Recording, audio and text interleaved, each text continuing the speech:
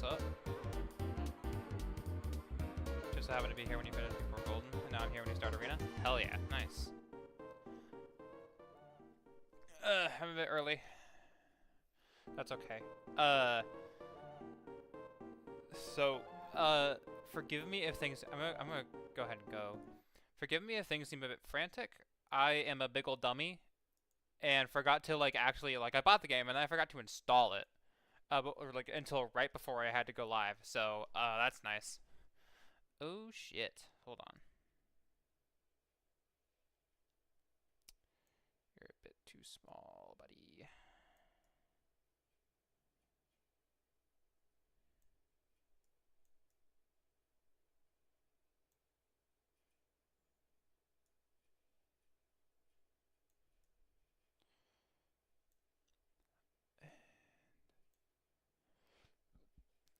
That... Share windows there. Perfect. Okay. That's nice. Wait a second, I recognize that song. Is this Napstablook's theme? Yes, it is. It is very much Napstablook's theme from Undertale. It's a ghost fight. Okay.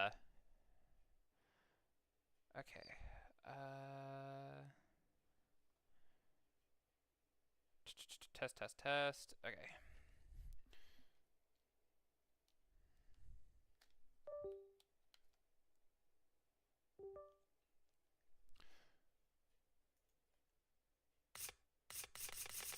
That's I don't know how I feel about that sound. Ooh, weird. Hold on. Okay. I wonder if full screening will fix it.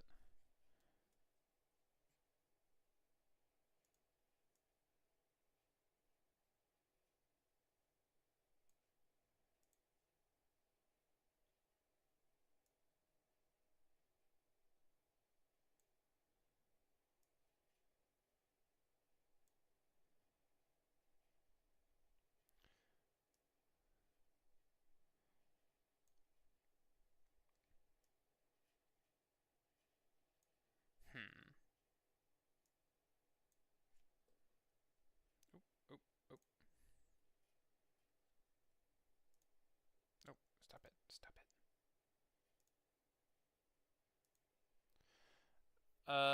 For Undone and Megalovania myself.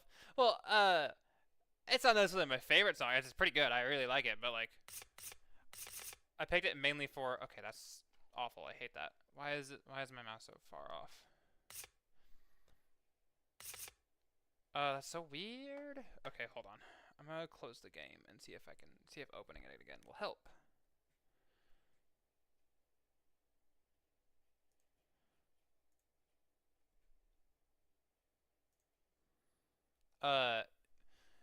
Yeah, it's not necessarily my favorite song. Huh.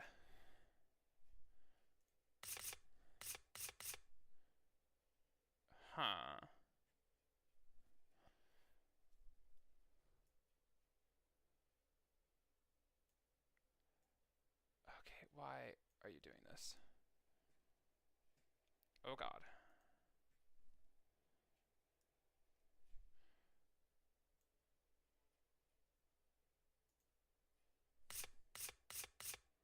I hate that. Why is my mouse doing that?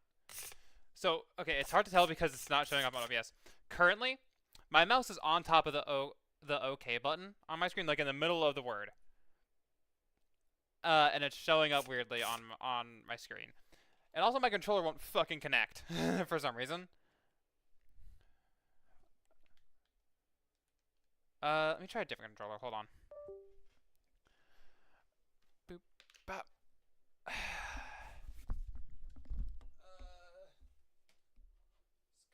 Too much scuff.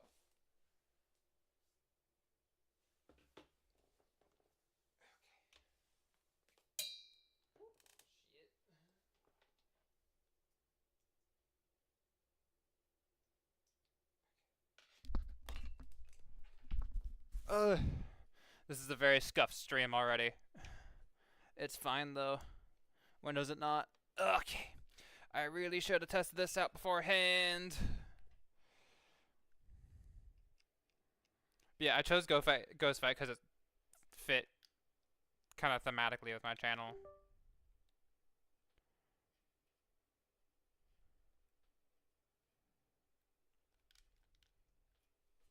Hey now.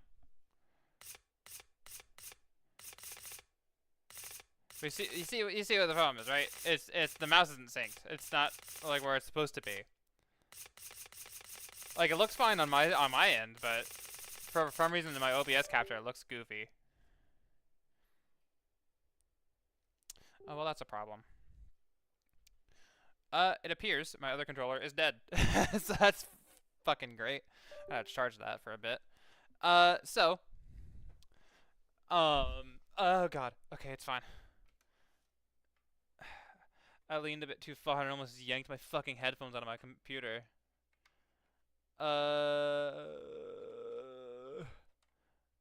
Okay, that's fine. I guess just fucking get used to it. My mouse is just gonna be slightly displaced for some fucked up reason. But that's okay. I'll create a new save. Sure.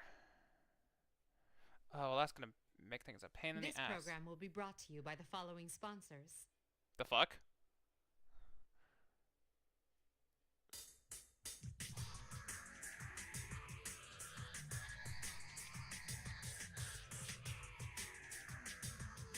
That looks cool as fuck.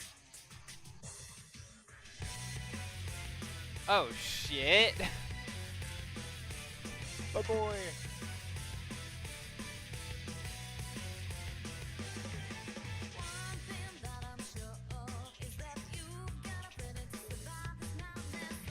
Oh, there it goes. Is that Lotus Juice, my boy?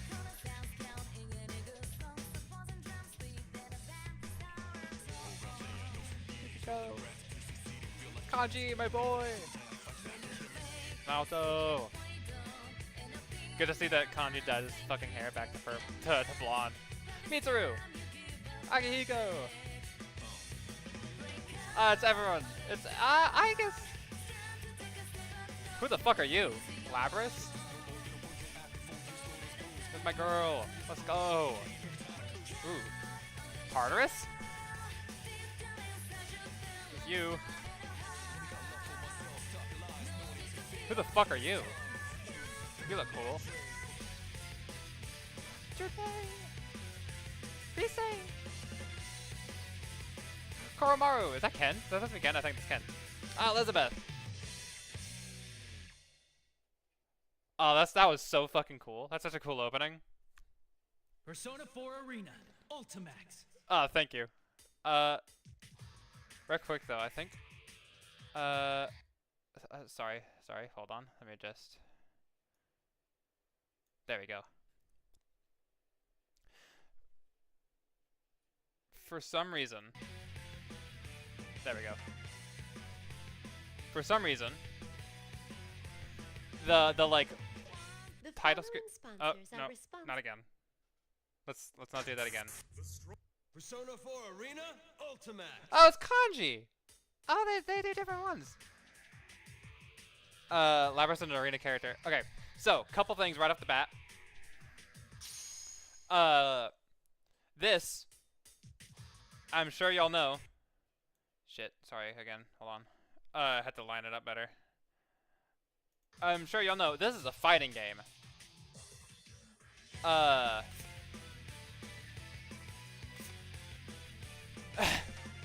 I am fucking god awful at fighting games. I have never been good and probably never will be. I'm gonna suck ass at this game. It's just how it's gonna have to be. Sorry, hold on. Sorry I keep doing that. I just keep on having to mess with my fucking setup a bit. It's been a while. Okay, I'm rusty.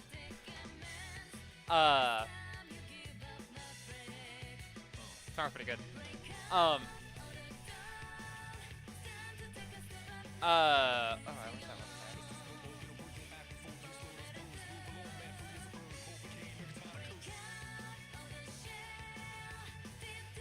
was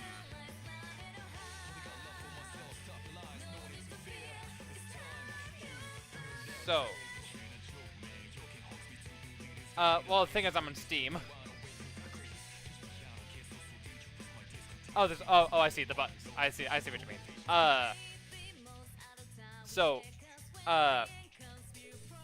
The only fighting game I could ever really consider myself being good at is, oh,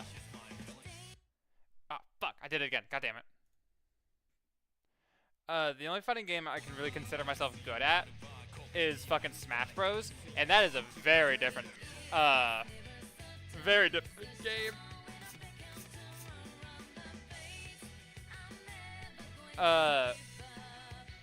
Also, I did this game on Steam. It is Persona 4 Arena Ultimax. However, I did a little bit of research because I knew there were 2 arena games. I didn't want to skip into a sequel. This technically is a sequel, but because I got on Steam, the DLC is included, which includes the original story, which I think is what this is. What is episode P4? I don't know what that is.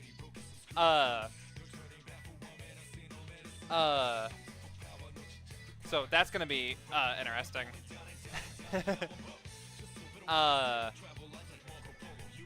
We'll see how okay, also, I am gonna switch my setup a bit, so give me 1 second. Sorry to cut the music again, but, I am gonna, because, my controller is dead, shut up. I am gonna have to, like, switch over. And do some funny stuff. So I'm gonna move you over here.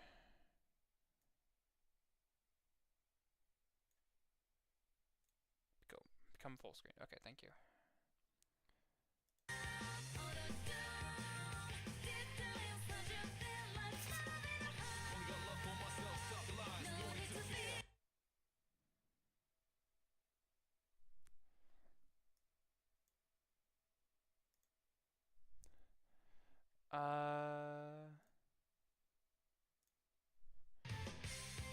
Hold on.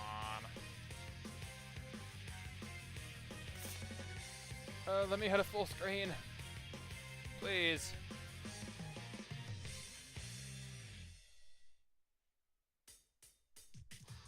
Oh, fucking hold on. Scuff. Oh my god, okay. I think I'm gonna have to close the game and fucking reopen it again. God damn it. I hate everything.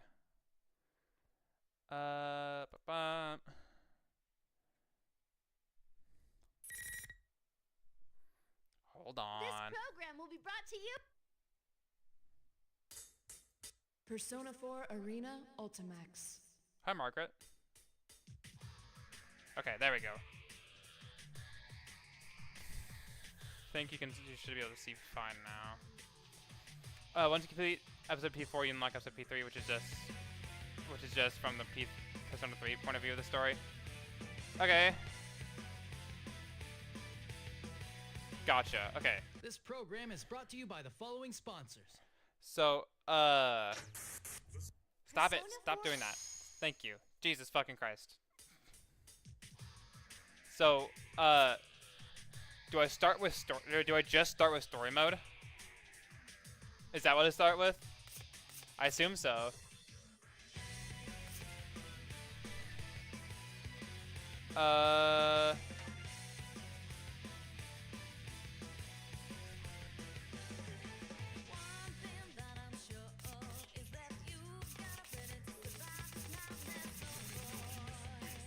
Whoa. Arcade mode, score attack mode, golden arena mode, versus mode. Online, lesson mode, training mode, challenge mode, theater, gallery mode, options.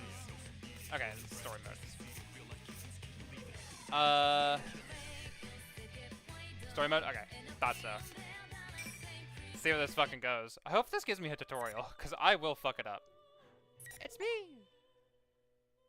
I get new people. Hello.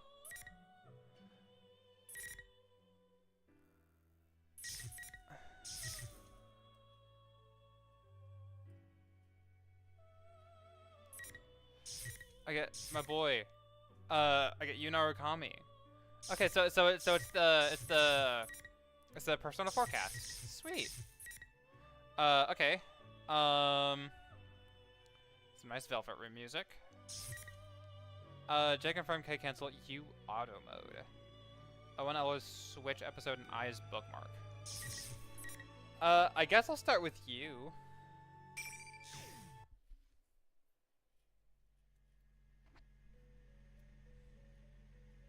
Blue.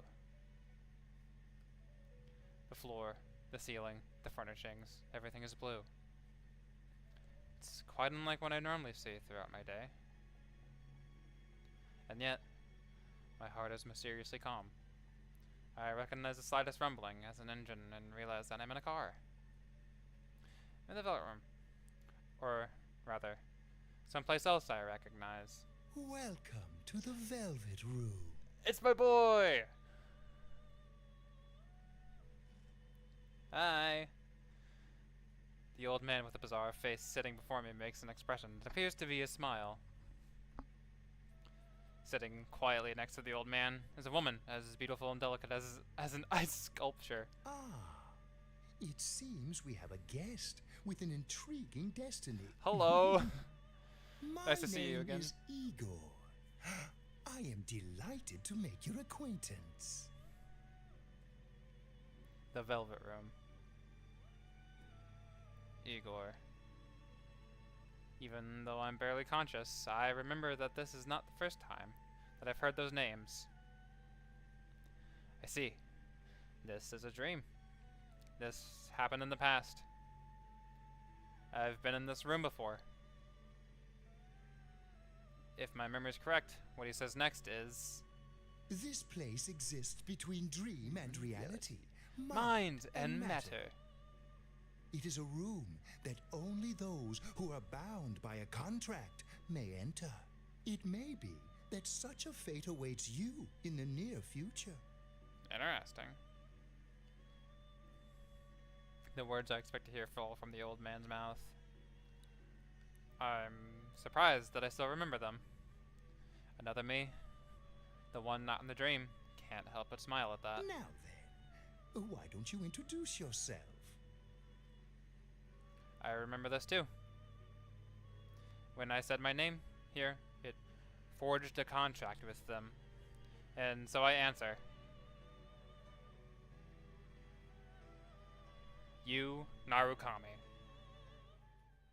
It's me!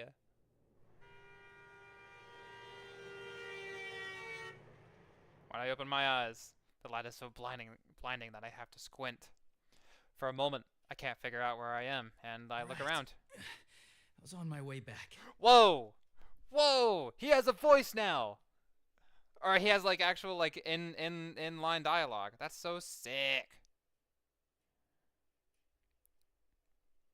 Cool. Ah, it's a song again. Yay! I mutter to myself and look out the windows. The sky is somewhat cloudy, unfortunately, but the scenery is as peaceful as always. Am I back in Inaba? It seems that I fell asleep on the train headed to the countryside where I spent last year, in Inaba. Yay! If I recall correctly, when I first came to town, it was It was in an afternoon just like this. I dozed off in the same way back then, and was summoned to the Velvet Room. It was when Igor said that misfortune would befall me, and just as he foretold, I was dragged into an outrageous murder mystery. That was no ordinary case. The Midnight Channel, shadows, personas, the powers of the heart. I saw things that could scarcely be believed. But I made memories there that could never be replaced, as well. We gained the powers of the personas, and we suffered together. I stood with my friends on the investigation team against these misfortunes and fought alongside them. There's no way I could have overcome such an ordeal without their help. Wonder what everyone's been up to. After solving the mystery, it was decided that I would leave Inaba, since my parents would be returning from overseas around the same time. It's been about 2 months since I last saw them all. They said goodbye to me at the train station. Aw. I had decided to stay at the Jima residence during Golden Week so that I could spend the holiday with my friends. Of course, my uncle was happy to hear this, and his only daughter, Nanako, should be glad to see me too. Oh, I can't wait to see Nanako! Damn it! I still haven't picked up Yosuke's gift. Okay. I know why. They have the same voice actor. When he talks, I can only hear Adachi. I literally can only hear Adachi. That's just all I hear is Adachi. But I mean, same voice actor. It's kind of gonna be that way. Whatever. Different mannerisms, I guess. Well, it's something quite particular, I guess. Actually, I had received a call from Teddy, one of my investigation friends, this morning. The details of the conversation were a bit troublesome. Hello. Hi, Teddy. Sensei? Unfortunately. Fun fact, all this takes place before Golden's epilogue. Neat. Yeah, I guess it makes sense since he mentioned Golden Week. Yes, Yeah, it is. What's up? I'm really sorry to bring this up, but I forgot to tell you something Hi, Sam Riegel. very important. Sam Riegel, how I missed you. Special request for the souvenirs. I'm sure you'll be bringing your bear's friend. Teddy, I'm pretty sure you're not supposed to tell people what you want them to bring you souvenirs. I already have souvenirs for everyone, but oh well. Sure enough, Teddy was only asking for some snacks that aren't in Inaba, so it wasn't much trouble. Yeah, makes sense. Ah, but there was one problem. Oh, and one more thing. Can I ask you to pick up something for Yosuke too? I was planning on bringing something for everyone anyway, but go ahead. Cool. Well, Yosuke's been down in the dumps after his mommy burned his favorite nurse. What? She was what I called scorching hot. What? Just kidding. A nurse? Yeah, that's what I'm saying. Come on, Sensei. You know what I'm talking about. I don't know what you're talking about. His nurse magazine with the Oh. test examinations and the bear behinds. Oh, he I wants a porn see. mag. Okay. Okay. And you expect me to buy him a replacement? Of course, silly. People coming to visit are supposed to bring presents. Not that kind of present, my guy. All right. Oh, I was planning to head back tomorrow, but since we're meeting up early, I decided to go back today. Can you pass that on to everyone? Aha! Then the sexy nurses will be arriving even sooner. I hate you, Teddy. Why are you like this? Sensei, we have an emergency patient. Yusuke will be so happy. Okay then, we'll be waiting for you. Oh my god. Thanks, Ted. Okay. I'm a little worried now. I hope he isn't telling everybody something that would give them a wrong idea. Well, I should just call again once I get there. But in the end... Nurses, huh? Whew, boy. Narukami is a deeper and softer version of Adachi. Yeah, he is, but it's I can still very much hear Adachi in his voice. Also, give me 1 second.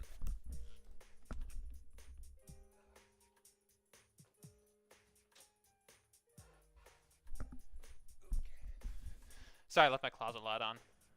I wasn't able to pick one up for him. How can I put it?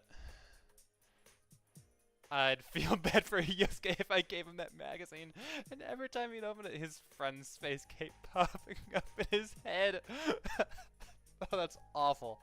Oh, Persona, why? And I had to think Yosuke has his pride too. He doesn't need me buying him this stuff. Again, this is Yosuke we're talking about. That's, yeah. I'm sure he'll understand if I explain my reasoning. Probably. Now pulling into Yaso Inaba. This will be the last stop. Yaso Inaba. Cool, Oh. thanks. Into the line already. Into the line! Sorry. Looks as I've been asleep for a lot longer than I thought. Just as that thought came to me, a certain worry crossed my mind. If I had a dream of the Velvet Room, does that mean I'm going to be dragged into another adventure?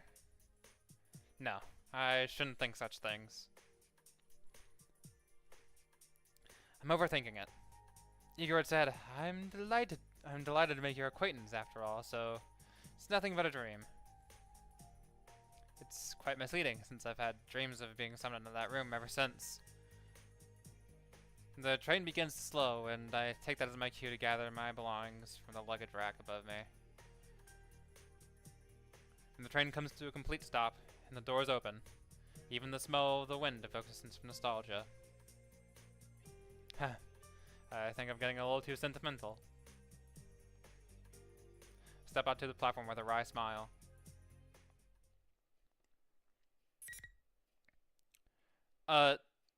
Okay. Oh, it's save files, okay. Bookmark save file. Okay, cool.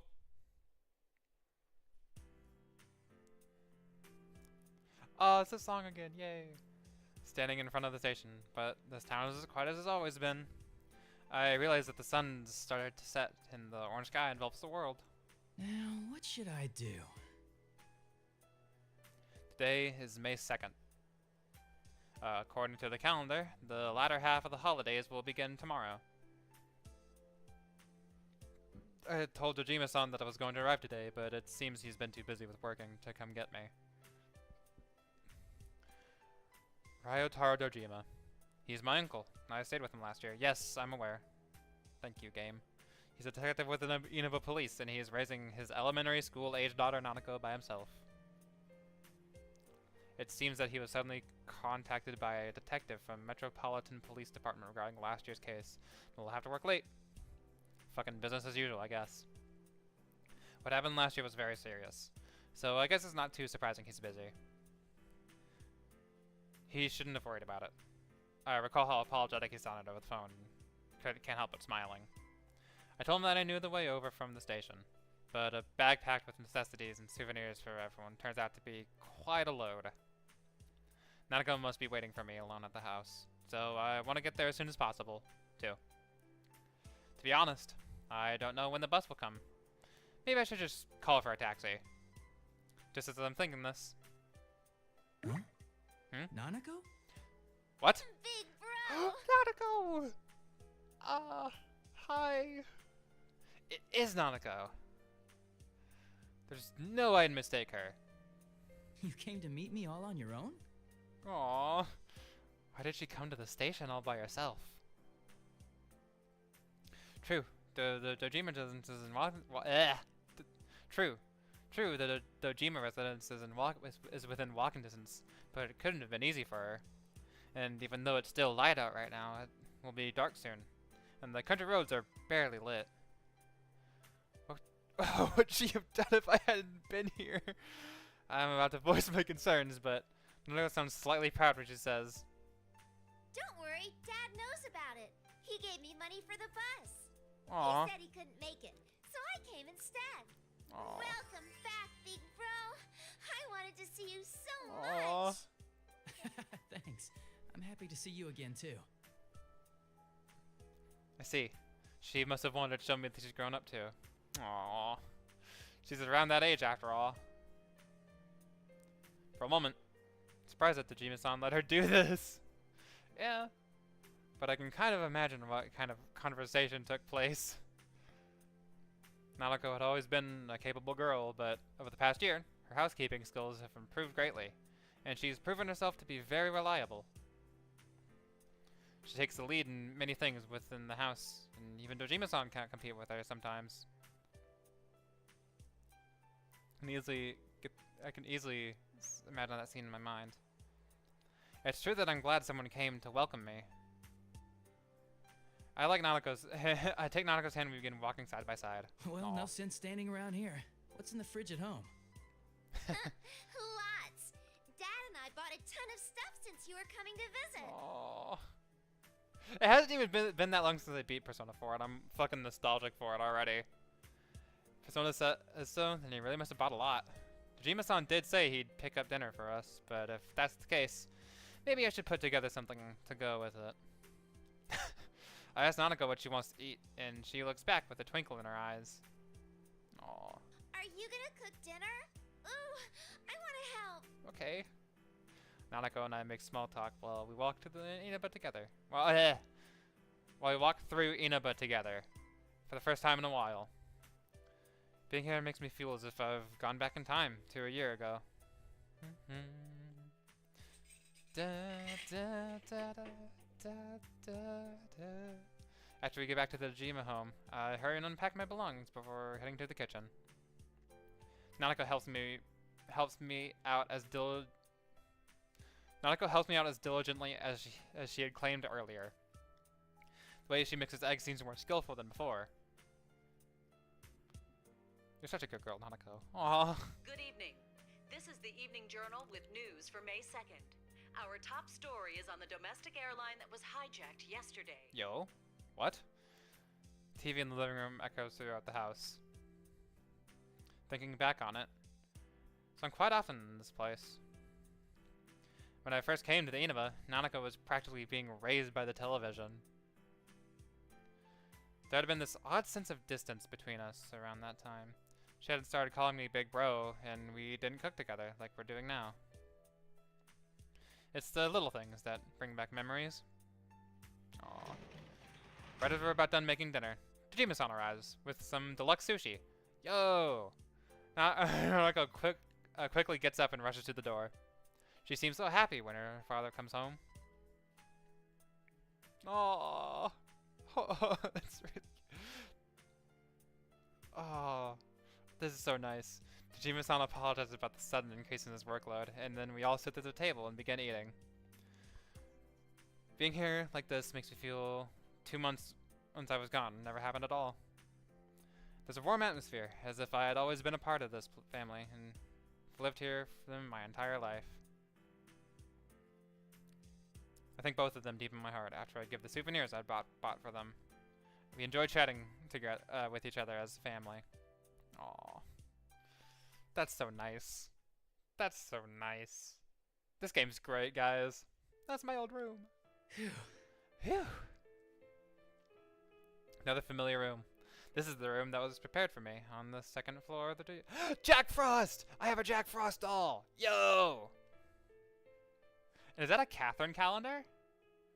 It is. It's totally a Catherine calendar. That's so sick. Nanako had fallen asleep after all the excitement. After carrying her to her room, I tell my uncle that I'll be going to bed early as well, since I have plans. All I said was, okay, gesturing towards the second floor. I'm a little perplexed by this, but had my suspicions, and as I opened the door to my old room, seems I was right.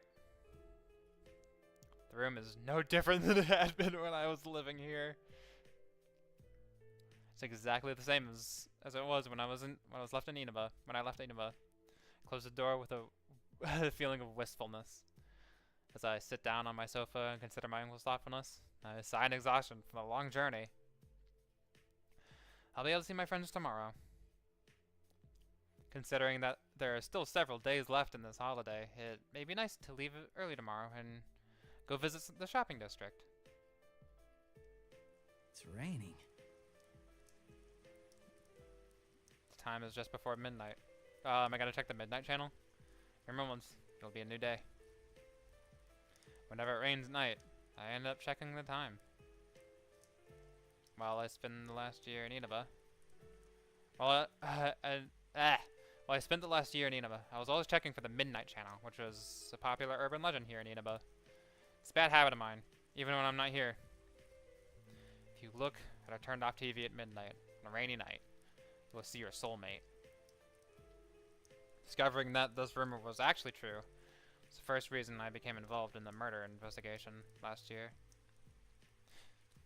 But the person who actually appears on the Midnight Channel isn't your soulmate. It's the next victim. After discovering this, we all nervously sat before our TVs on rainy nights in order to solve the case. That brings back some memories. Nothing will show anymore, though. Will nothing really appear, though? I suddenly have doubts. Why would I think that? After we solved the case, we all confirmed that the Midnight Channel wasn't appearing anymore. The empty screen stays silent. So why? Just in case. It's not going to turn on. There's no way. The more I think about it, the more I feel my resolve fading. I peer into the TV screen as if something is drawing me into it. The only thing I see is my reflection in the dark glass of the CRT television. Or so I thought. Oh shit. Here we fucking go. Rivals. They are friends, yet powerful foes. What?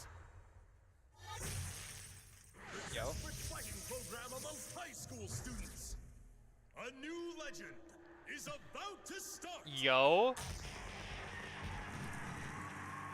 May the manliest of all men come on down! Hi, Teddy. Touches his precious Nanako, the sister complex kingpin of steel, Narukami! Very natural. Wage slave Funny. the boonies by day, hero by night, Captain Resentiment, Yosuke Hanamura! Everything that bores me has gotta go. A spunky dragon with deadly legs, the carnivore whose discarded womanhood, Satonaka! Jesus. Please escort me to the ring, my prince, the unconquerable Snow Black, Yukiko Amagi! Oh my god, we got subtitles.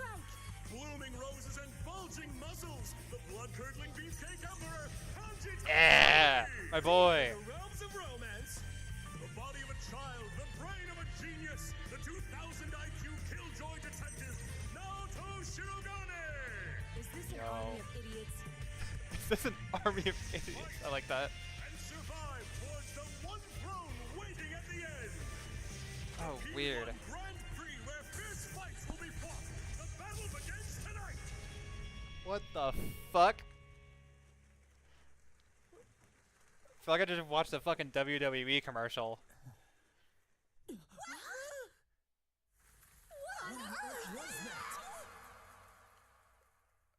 Yo? What? What? Sister complex kingpin of steel? Yeah, why is that my thing? Was that me? Sister Complex Kingpin of Steel. What does that even mean? I'm impressed. There's so much wrong with that phrase, I don't know where to begin. No, I shouldn't be thinking about that. Those words aren't the problem here. I think they're part of the problem. I hurry to make sure the TV isn't plugged in. That was the Midnight Channel. What it was actually showing was rather ridiculous, but thinking back, everything the Midnight Channel shows last year didn't make much sense either. Ooh. Suddenly I'm gripped by tension. Oh, shit. If the Midnight Channel is appearing again, I have to find out why. I pulled out my cell phone and searched for Yosuke's number. Let's see, H. Hanamura Yosuke. Quickly hit the call button. Does everyone know about this? Is everyone aware that the Midnight Channel is still being broadcasted? Do they know that it's showing us? We've been giving taglines that only to be described as uncharitable. Hello, this is Yosuke. Yosuke? Yosuke? It's nothing. I just freaked out when you called all of a sudden. Yeah, that's it. What's up? Hey, when do you want to meet? I can't tell. I can tell what's going on just by the sound of his voice. Oh. Yosuke knows about what's happened on the Midnight Channel now. He's just trying to hide that from me. Considering that I've been out of Inaba for a while, I bet he was trying to keep me from worrying about it. There's no need for him to be concerned about that. Then again, I kind of understand how he feels. I am his friend after all. That's not why I was calling. I saw the Midnight Channel. You saw it too, right? Huh? I can easily hear Yosuke panicking on the other side of the phone. He's probably surprised that I saw the Midnight Channel, when I shouldn't have even been in Inaba right now. He must be thinking that the Midnight Channel is now appearing national TV network. Looks like Teddy didn't tell them after all. Did Teddy not tell you? Since we're meeting up early tomorrow, I decided to come today. I figured you wouldn't think I could have seen it, so I gave you a call. Well, I assumed you weren't here yet, so I didn't want to rely on you. You haven't changed. So how about it? You're not gonna leave this be, are you, Captain Rasantama? Why'd you zero in on that part? Rasantama? Did you see how they called you a sister complex kingpin? Mine's not that bad. You think? Oh, I gotta tell you, that program's not the only strange thing lately. Teddy, Rise, and Kanji aren't here either. What? They disappeared. What? For a moment, I'm at a loss for words. Not only has the Midnight Channel come back, we've lost contact with 3 of our friends. I have a bad feeling about this. I can't believe that those 2 things are unrelated. All right, we should get together tomorrow like we planned. Yeah, at the Jeunesse food court. Welcome back, partner. Aw. I'm suddenly reminded that I haven't even graded Yosuke yet.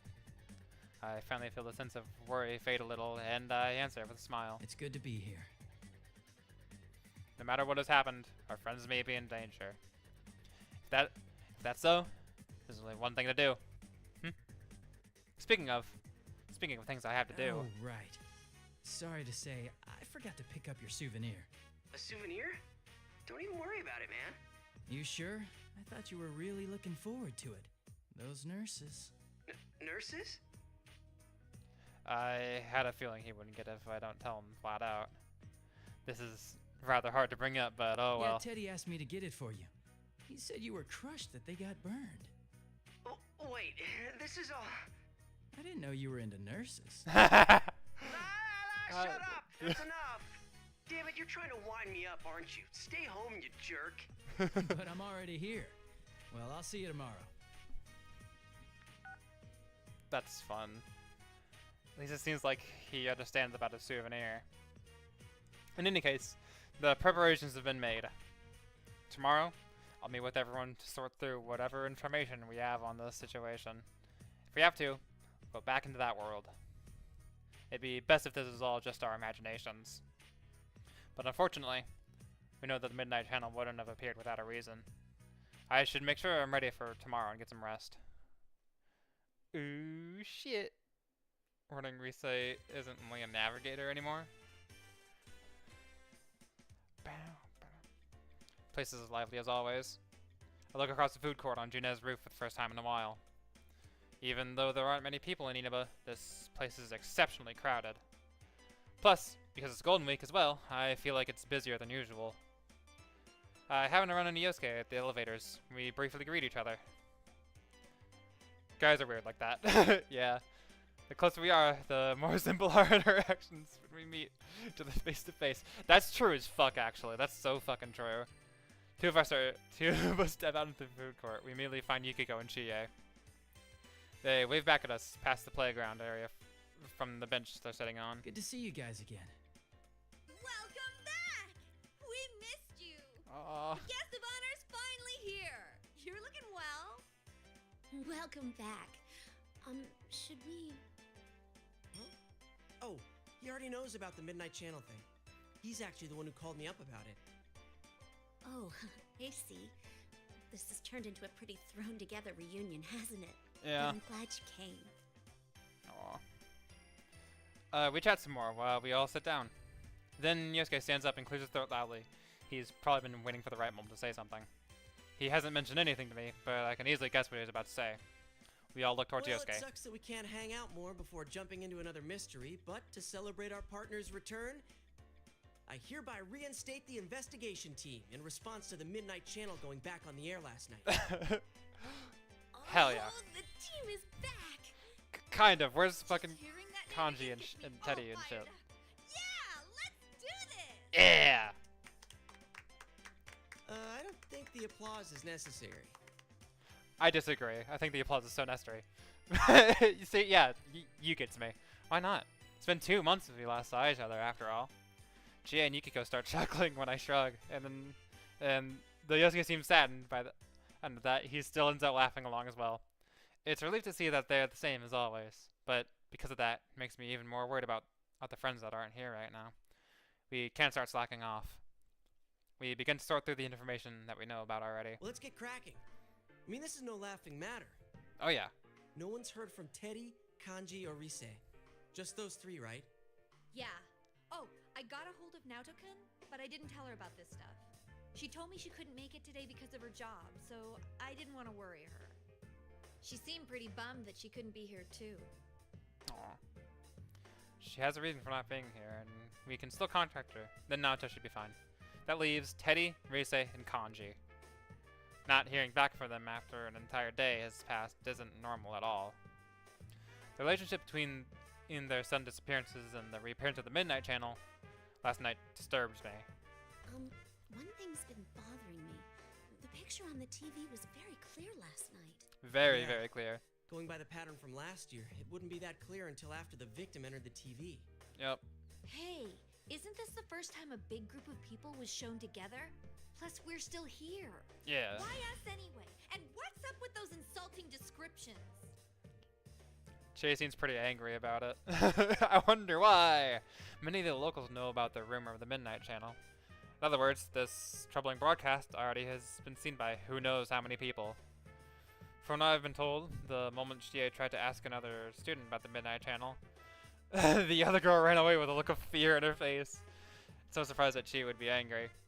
But in the end... What bothers me most is Teddy. He was acting like the host of that show. Yeah, and we can't find him. This smells fishy.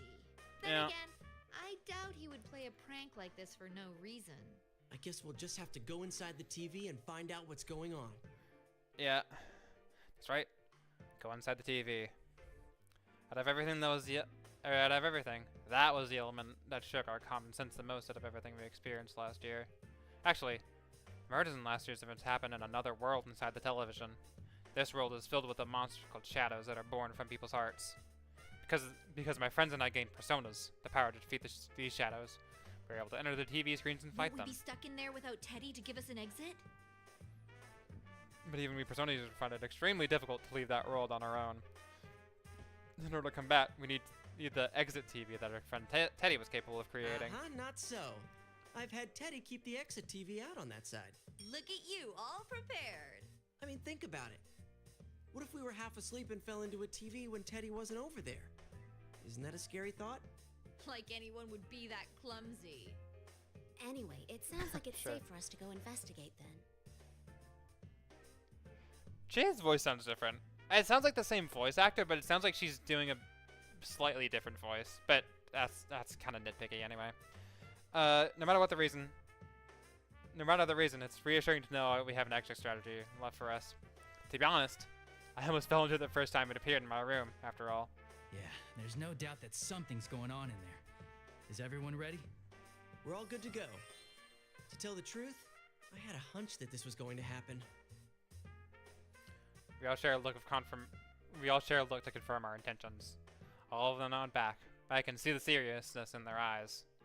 Even though there was a 2-month gap since I last saw them, they still continue to put their trust in me. I feel a slight sense of pride as I stand up from the bench. The large screen TV in the electronics department is directly below the food court. That was the entrance we always used last year.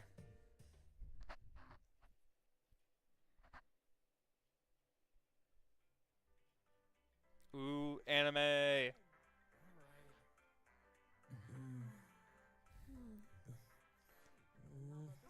It's a holiday, so the store's full of people. Feel like things are picking up around town.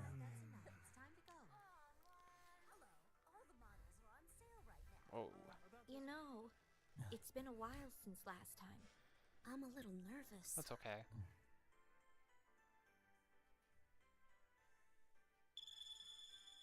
Whoa, wait! There are still people in this aisle! Hey, get ready! Huh? The customers are going away! Uh-huh. Mm-hmm.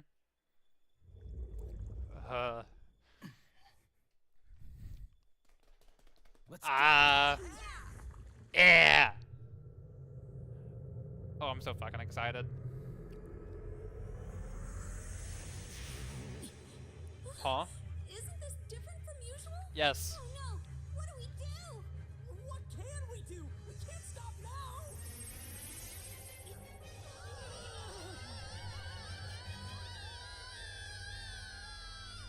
Holy shit.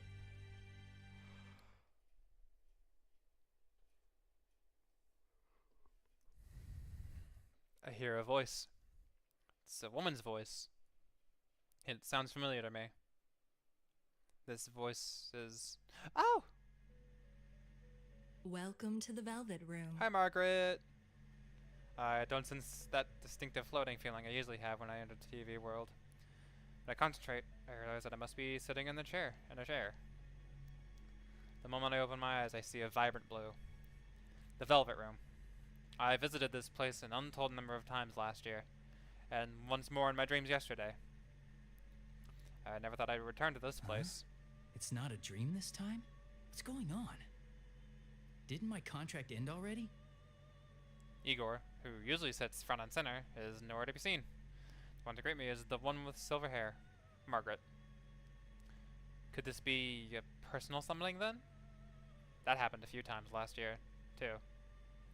Margaret smiles as if she senses my suspicions. This room is tied to your fate. Nothing that occurs here is meaningless. Though you reached an end to one journey, you now find yourself here again. This shows that you will once again be faced with a question. Ooh. A question? And something really is going on? Another mystery has appeared, and we are about to be dragged into it again. Could that be what she means? From here on, what befalls you will upset your status quo. It is true that you've opened the door once already, but all things change. Nothing ever remains the same. Interesting. What you gained before will change over time as well. You will have to face them once again. Face them? Again? The first thing that Margaret's words stir up in my mind is the sight of my friends' smiling faces. Is that going to change? No, that can't be true. And face them again? That's impossible. Once I wake up and leave this room, I should still be with my friends. There's no need to jump to conclusions. But Margaret appears to have anticipated my thoughts and smiles while narrowing her eyes. Show me how you will proceed down the path that awaits beyond the door you've opened. Oh boy.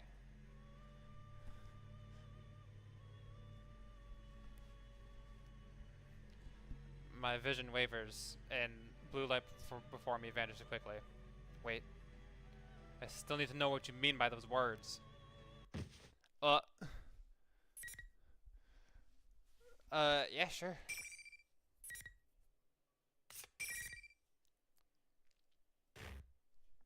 Okay. Oh, a piano.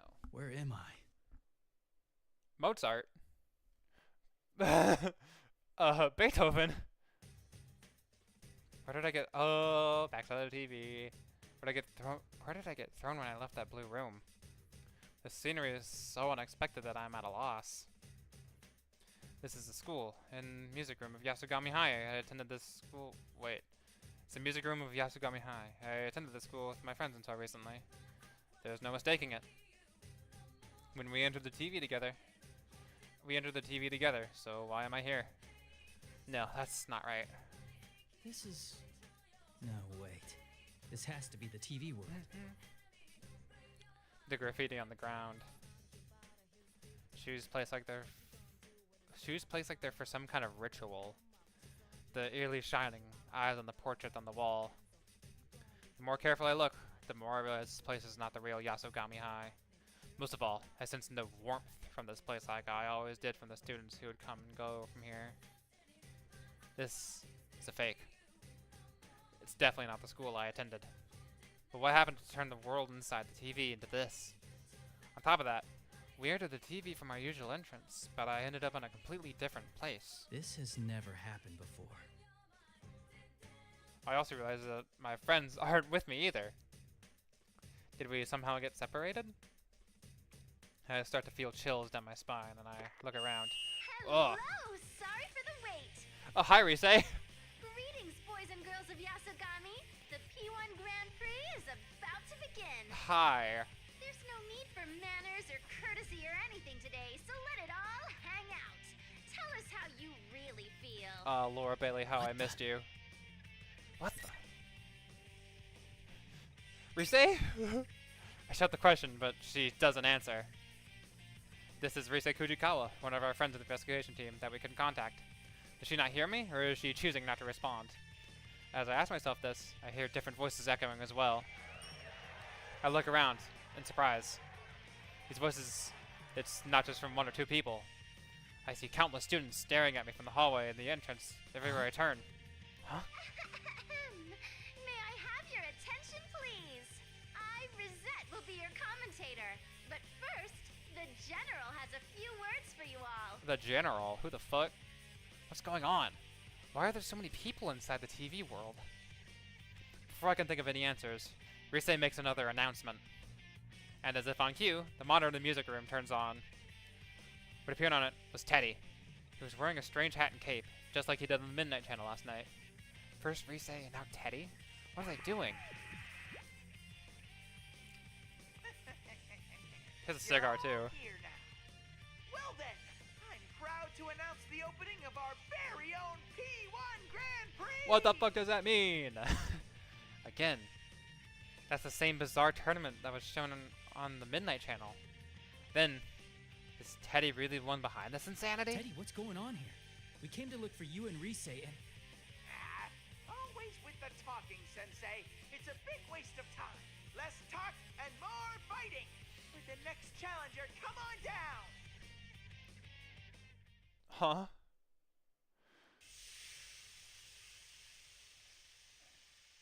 Teddy looks away and makes a dismissive gesture. Smoke suddenly bursts out from underneath me and robs me of any visibility. Is there someone beyond that white curtain? Eventually, my field of vision begins to clear. Keep my guard up, expecting anything. But who should appear but Yosuke? My boy. Yo? So, hi, sorry, I was absorbed in the cutscene. I didn't realize you were there. Hi. This game is very peak. Good to know. Also, Persona 3 music. That's nice.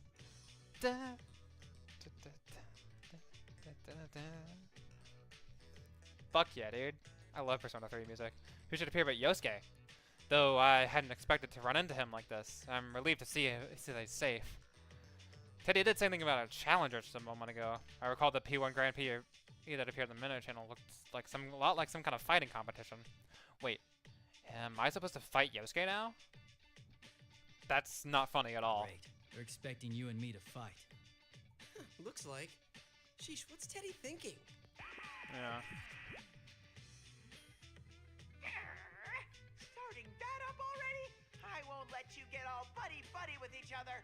These battles are fought to the death. Only the victor can proceed. This joke's gone on far enough, Teddy. We're not gonna play along with that.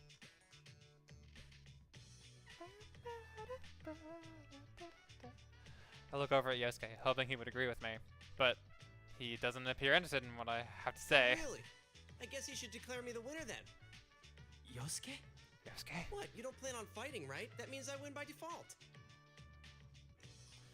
That was not what I was expecting to hear. What's gotten into you, Yosuke?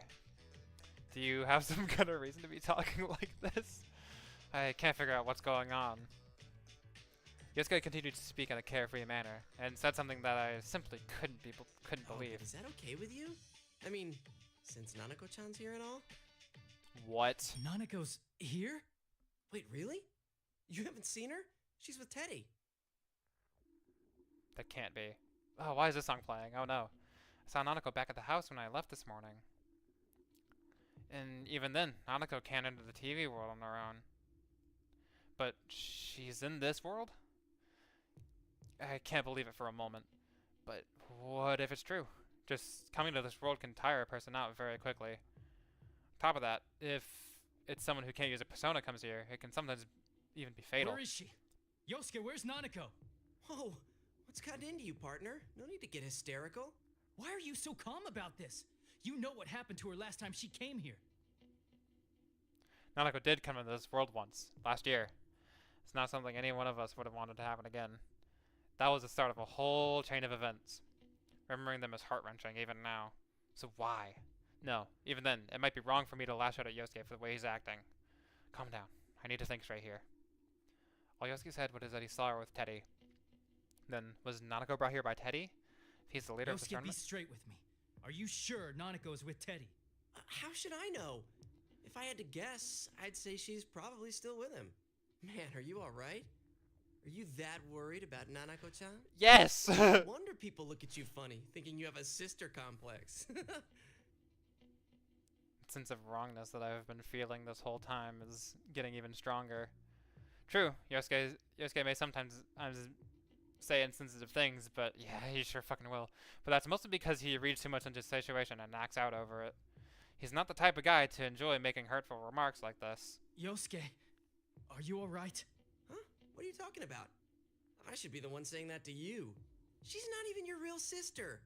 All that big bro stuff really creeps me out. I will fucking murder you. you. It was a while ago that I saw her. It's probably too late to save her now. I'm going to fucking kill You know you. how things went last year, after all. Yosuke. He's definitely not the Yosuke I know. Yosuke is my friend. He wouldn't be so callous as that. At least, I thought so up until now.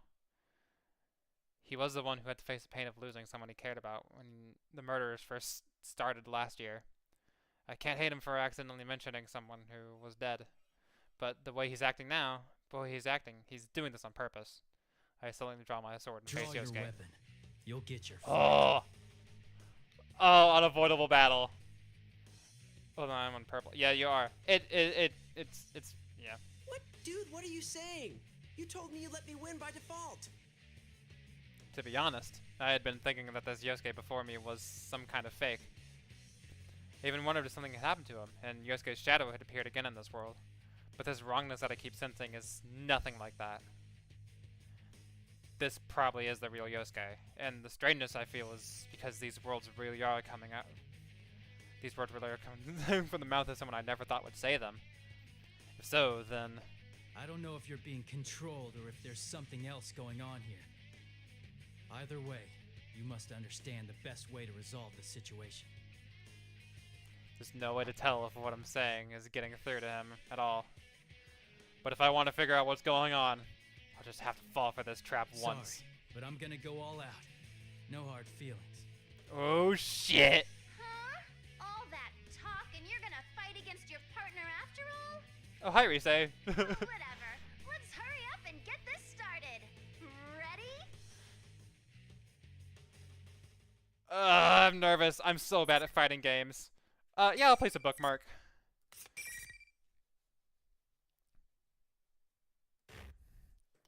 Oh boy. Ooh, bitch.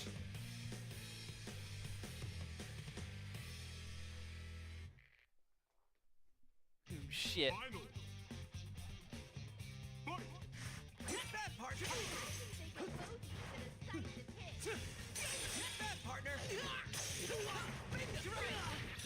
Hit that, partner!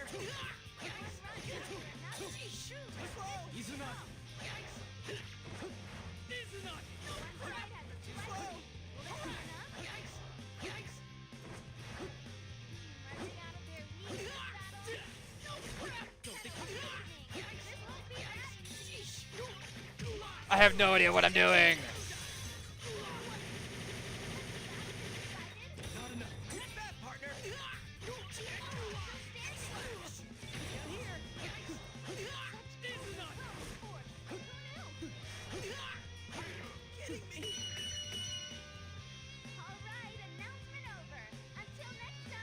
How the fuck? How did I do that? Yeah, I'll place a bookmark. So, what the fuck?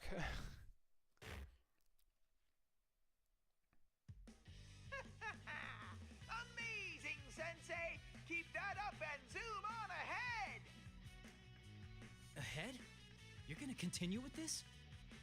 Teddy, about Nanako.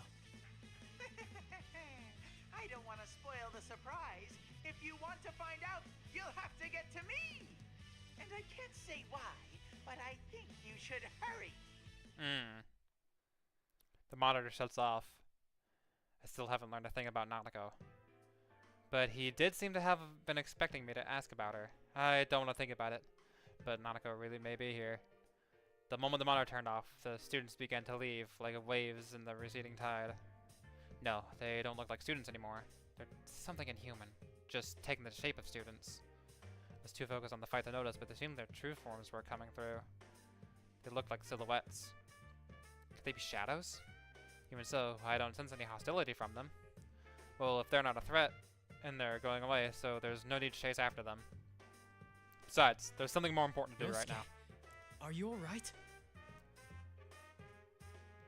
I walk towards where Yosuke lies collapsed in the ground and give him my hand to help him up. Ow! Couldn't you hold back a little? No. I seriously thought you were gonna kill me. The same went for you. I wouldn't have stood a chance if I held back on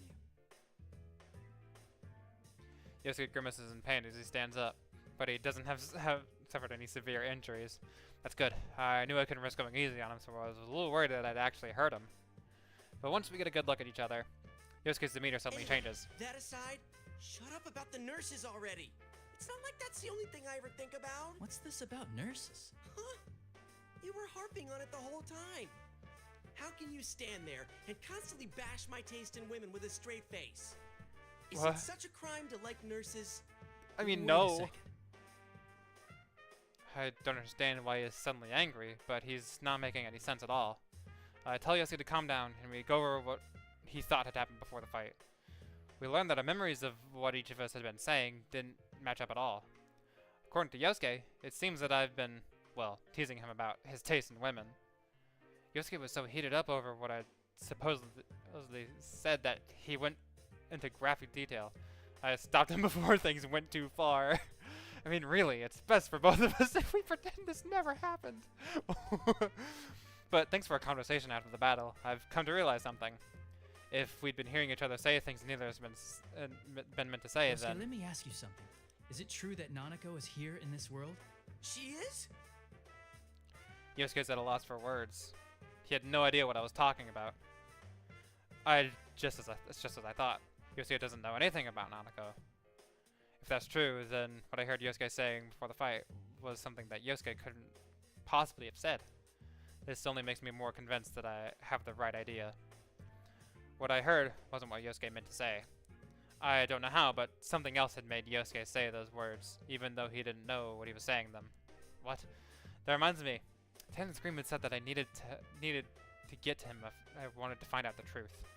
Does that mean that Teddy's done this to us? I guess there's no choice but to keep going. Nanako was good friends with Teddy. I don't want to imagine it happening, but if he wanted to kidnap her, it's certainly possible he could have. I want to go home once again and check and make sure she's okay, but I have no idea where I am. Even worse, Teddy holds the means of returning to the real world. There's no way out of here unless I find him on my own. Taking off? Yeah. Well, be careful. Be careful. I'm worried about you. Do your best. I sense a lot of emotions behind those words. Yes, I know that I'm hearing the real Yosuke. I take Yosuke's cheering me on to heart and leave the music room.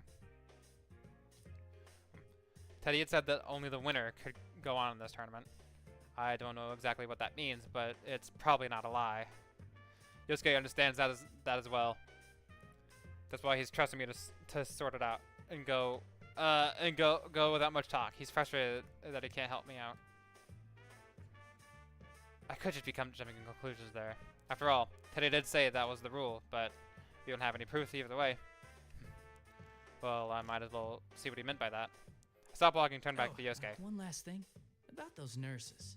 Ah, quit it already! Are you out of your mind again? Yosuke turns bright red and rushes towards me, flailing loudly in an attempt to stop me from finishing. And...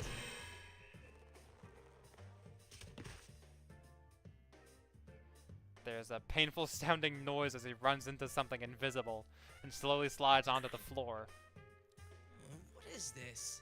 It's a good question, So Yosuke. there's an invisible wall. Looks like the loser can't leave the room. Looks like there's some force that prevents the loser from leaving the area where the fight took place. It's likely that every time one of these battles happens here, the winner will get sorted out this way. That's I see annoying. how it works now. Thanks. If Teddy really has kidnapped Nanako, there's no time to lose. Don't use me as your guinea pig. Wait, that's it? Hey, don't wear yourself out, alright? Alright. Turn away as Yosuke shouts at me. Not to worry, Yosuke. Give him a quick smile before leaving the area for real this time. Ha.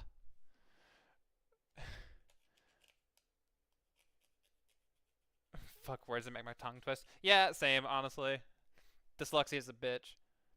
That moment, I feel a wave of disorientation crash over me.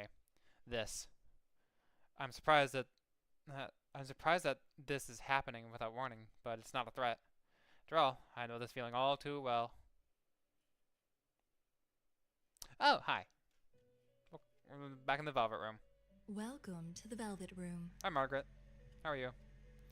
I had been leaving the music room, but now I'm sitting in the Velvet Room for some reason. Margaret greets me with her usual smile. This room truly is mysterious. But why would she summon me like this?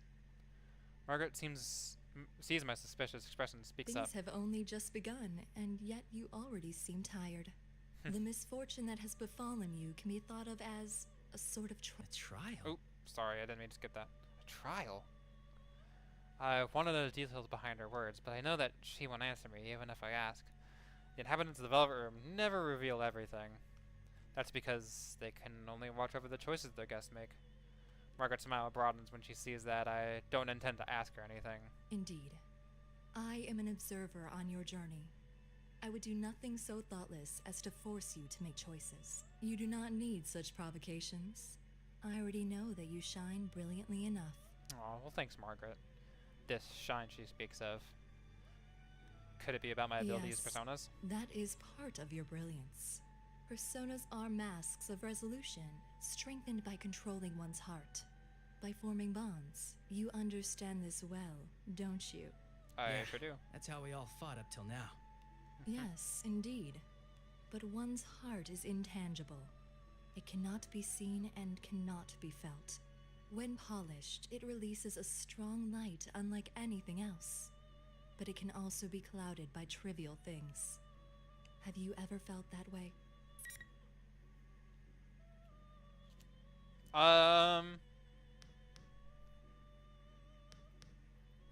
Ooh, that's a nice sound. Ha.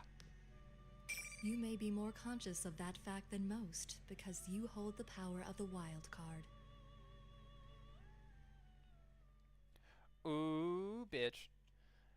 Margaret's voice fades away as she answers me. So I still got it? You will be forced to re-examine the things you know as bonds. Oh. Okay. How will you face the changes to come, and what choices will you make? We'll fucking see, I guess. Hello. Hallway. When I open my eyes again, I'm in the school's hallway. I turn around and see the door to the music room closed behind me. Was I only summoned to the Velvet Room in spirit? There's no way for me to figure out what just happened. But I think back on what Margaret told me. The changes, huh? Even though the people of the Velvet Room avoid saying much, what they do have to say always has meaning. Well, it's true that Margaret said something strange, said some strange things while I had known her, but she's never said anything meaningless while on duty. I would assume that this would be the case now.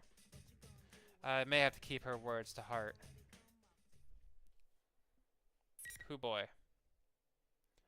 I'll fucking place a bookmark, yeah. Here you go.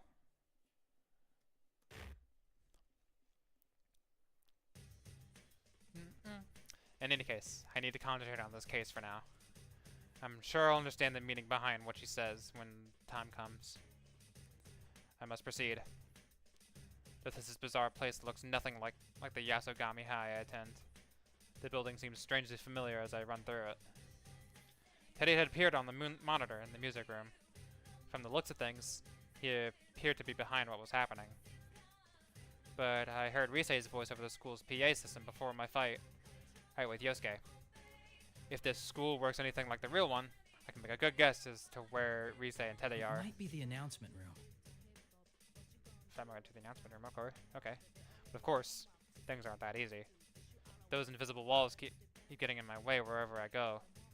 Seems that some of these walls don't let anybody through, no matter if they won or lost their fights.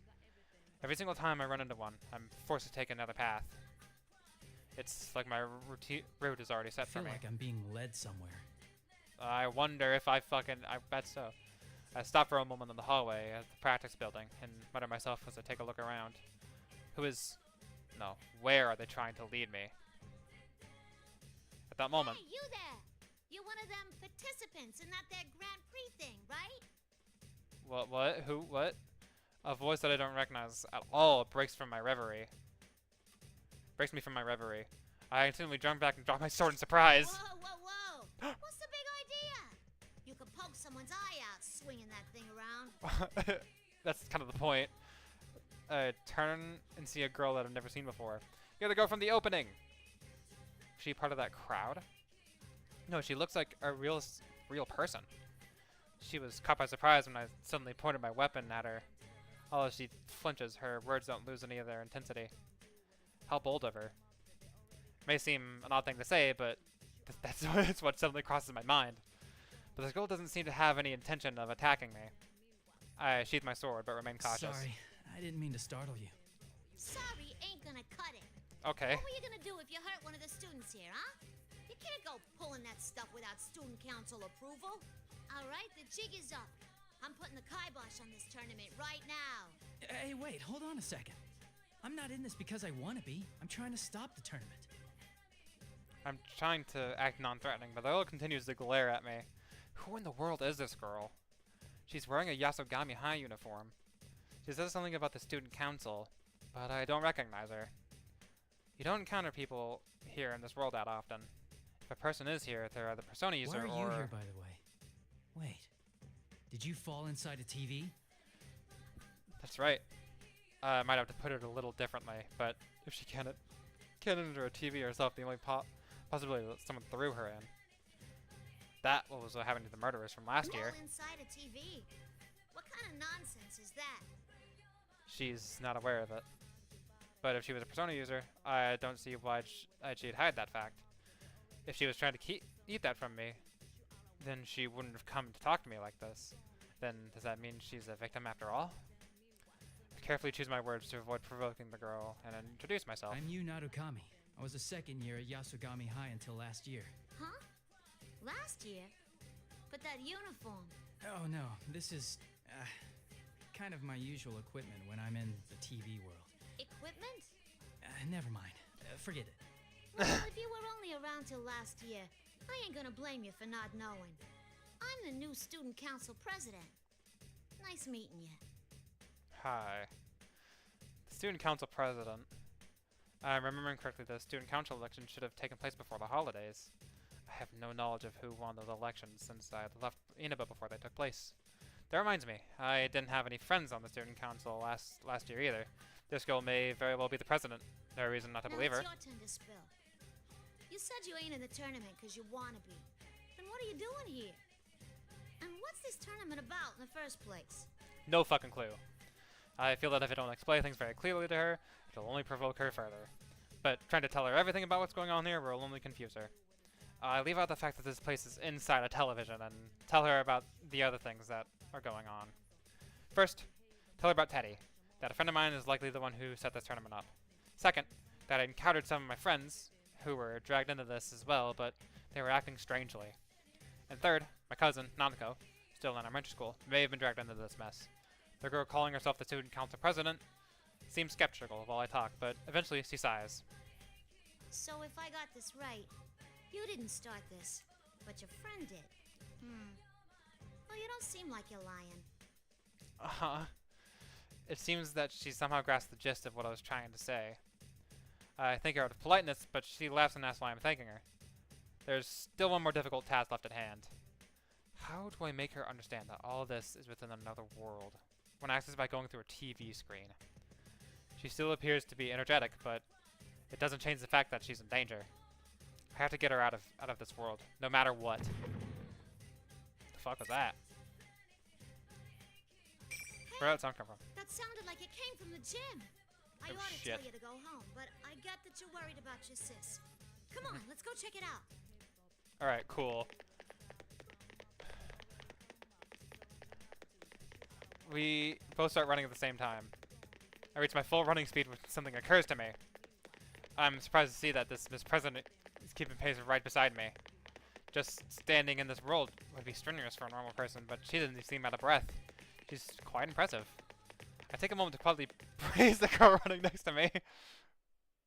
What do you mean by that? Whoa! Chairs. Whole lot of chairs, okay. We burst into the gym where all the noise came from, but there's no one here. Instead, we see huge piles of stacked chairs. They're twisted and intertwined everywhere on the open floor of the gym, forming huge towers that reach almost to the ceiling. What is this? Who'd go to all this trouble? The girl stares up at the chairs, seemingly dumbfounded. Suddenly, the monitor of the gym flickers to life. And as I expected, Teddy appears again, in that costume. Oh, are you on a hot date, Sensei? God, fuck off, Teddy. Well, that's fine with me, of course. But shouldn't you keep your mind on the fighting? Whoa, you look so mortified. That's the face I was hoping to see. Oh my god. Teddy, you are fucking lucky you're voiced by Sam Riegel. You're lucky that Sam Riegel's one of my favorite voice actors ever. That's your only saving grace at this point. He's not saying anything completely straight, but he's obviously hinting that he knows I'm worried about Nanako. I know that saving Nanako is important, but I can't leave Miss President here alone and abandon her to this world either. Still, I feel Teddy's words causing me to doubt myself. Miss President raises her voice. Hey, you! You're the ringleader of this mess, aren't you? What's the idea? Raising a ruckus like this without running it by the student council. Pack it in and clean all this up already. She speaks as fast and as clearly as she had when I first met her. After getting a clear look at her, I feel like I've come to realize where she gets her courage from. She truly wishes to protect her school. Her strong awareness of her duty is surpassing her fear. But Teddy's on the monitor, looks annoyed, and sneers at Miss President.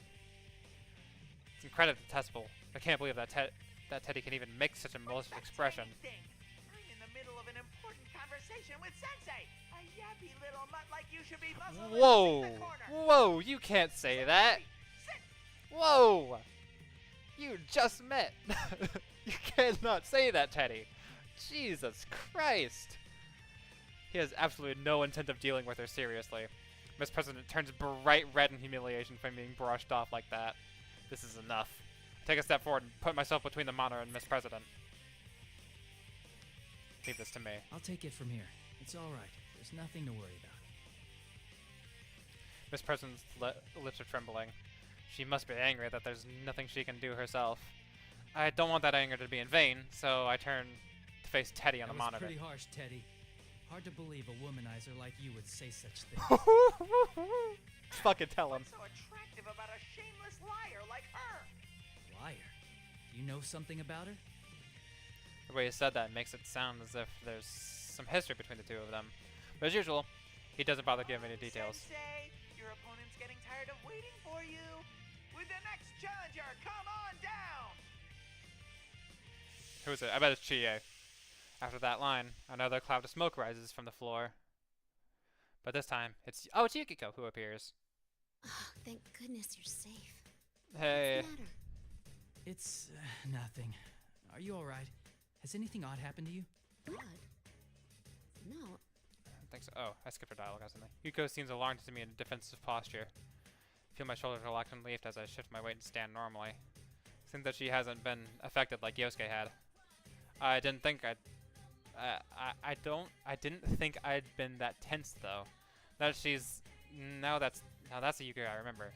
She's as sharp as always. Exactly when we words. Fuck. If she's not being confused, then I immediately ask for help. I try to explain what I need from her. Nanako might be in here. I'm heading to the announcement room where Teddy is. I need you to protect this girl from me. She might be a victim of all this. I motion towards Miss President, standing next to me. Yukiko looks at me in surprise. I don't blame her though, but what Yuki said next was even more surprising. Why do I have to do that? It's not like I know her or anything. Okay, I'm not going to help her because I don't know her? Is that really what she's saying? I can understand that she might be cautious in meeting someone for the first time, but would Yukiko really think that way? It's gotta be the same with Yosuke. The same uncanny sense of wrongness is coming back to me when I hear Yukiko speak. Not you too. Calm down and listen to me. Can you understand what I'm saying? Oh boy.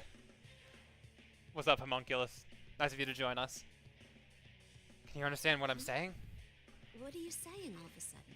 I can hear you clearly. What did you mean by you too? When I try to question her, Yukiko's expression returns to normal. I can't tell anymore. She doesn't look like she's being controlled by someone.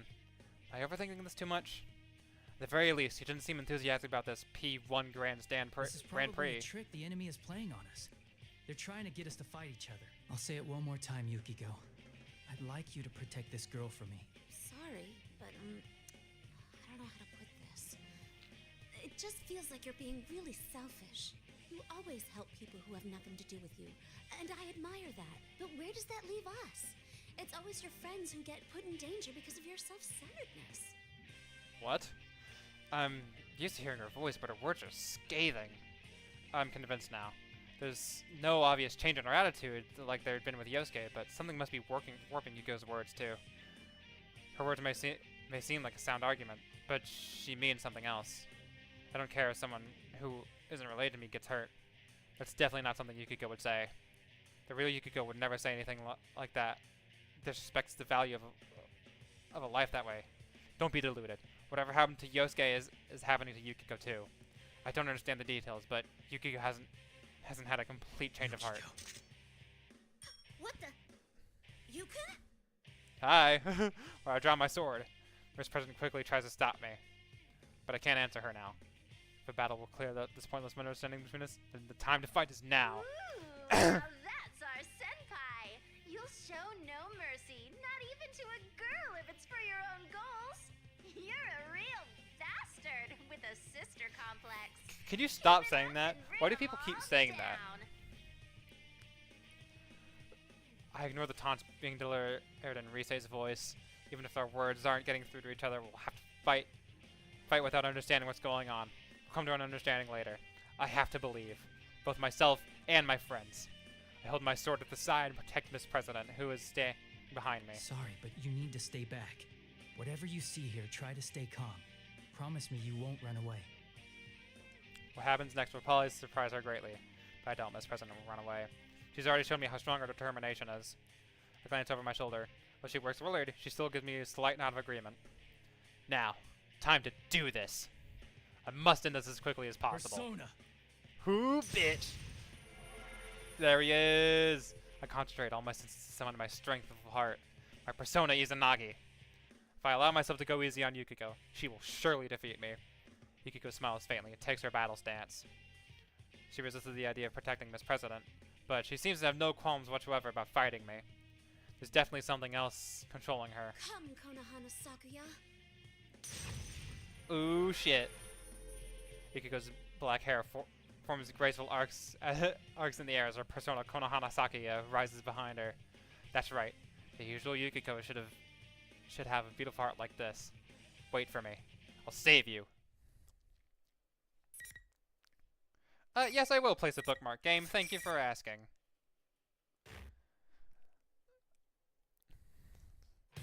So, fighting games, huh? You're new here. You didn't hear my spiel before. I am absolute hot ass at fighting games.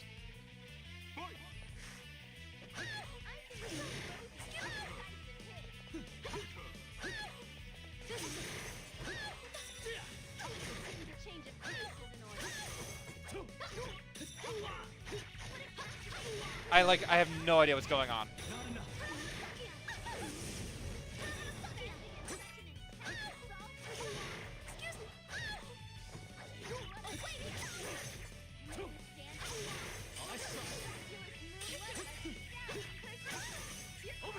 I'm just mashing buttons.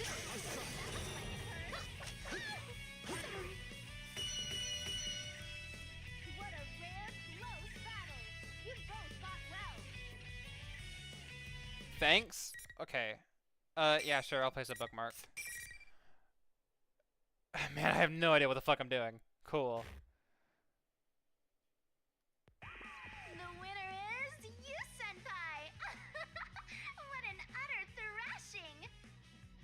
Thanks, Rise. I love all this animosity! These cocky, self-righteous friends showing how they really feel by beating the crap out of each other. That's the real thrill of the P1 Grand Prix! I don't care to hear any form of Teddy's jests.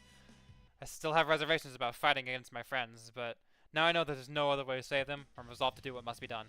Also, there's no knowing if Teddy and Rise have been affected just like Yosuke and Yukiko had.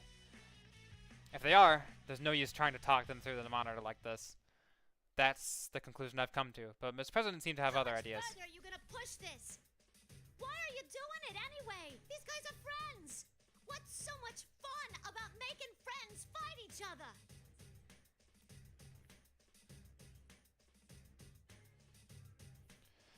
Ms. President vents her frustration at Teddy's image on the monitor, but I was a bit surprised at how she worded it.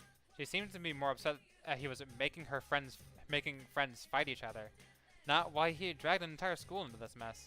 We've only just met. She clearly sympathizes with us and understands the pain we're going through.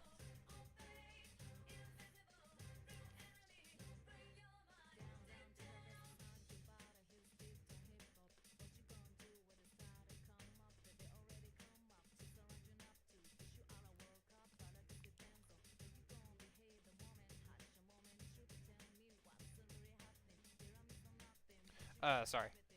I'm embarrassed, but proud at the same time. A girl with such compassion would be a great student council president. It's no wonder she was elected to represent the student body of Yasugami It's High. alright. Thanks, though. It's not all right. This is... She's still worked up, and she lashes out at me. Perhaps her heart is a little too honest. But her anger sets my mind at ease. She's right. What General Teddy is doing right now cannot be forgiven. I glare at the monitor. Sorry, but you're not getting your wish. What? Did you think this would be all it took to break us apart? That it would make us hate each other? Sorry to say, but that's a huge mistake on your part. Ooh, shit. I believe in my friends. They'll never get taken in like that. You're so stupid! What kind of sensei are you? I'm warning you now.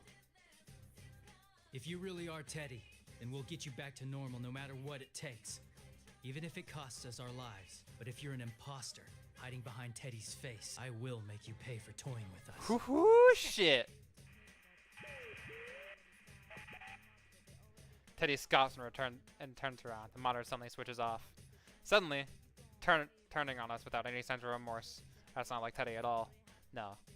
He's most likely not the real Teddy. Seeing the anger in his face only strengthens my suspicions. Someone must be taking Teddy's form to make it look like he's the one committing these acts. That girl's come around. I immediately rush to Yukiko's side. I'm sorry. Yukiko, are you alright? I'm sorry I couldn't go easy on you. No, it's okay. You weren't your usual self, but I could tell by your eyes that there was something going on. I'm sorry too. Did I hurt you? Kinda, yeah. I sure wouldn't want to get into it with you again. Try to pass it off as a joke, and we look at each other and laugh. Things are going the same way as they had with Yosuke. It's becoming clear Hey, now. Did I say things that offended you earlier? Yes. You did. Yukiko hesitated as if she even remembering it was a difficult experience. What in the world did my illusion say to her? I bet it was something horrible. Whoever's doing this certainly finds the most annoying way of getting us to fight. But what I supposedly said to her doesn't matter. Yukiko still hasn't to bring it up, so I tell her not to worry about I don't need to it. know what I said. I just wanted to see if my guess was right. It looks like our enemy has the power to confuse our senses. My first opponent was Yosuke, and he told me a similar story after we fought. Huh? You said something bad to Yosuke-kun too? What did you tell him? You sure you want to know?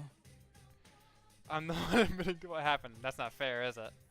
But curiosity is in line with the Yukiko I know. I evade the issue with a smile and call out to Miss President, who's standing behind us. What kind of people are you? Oh, right. We used our personas. Yeah, we should at least explain to her what's going on. Good luck with that. She did see everything that just happened. This would be a good opportunity to tell her everything.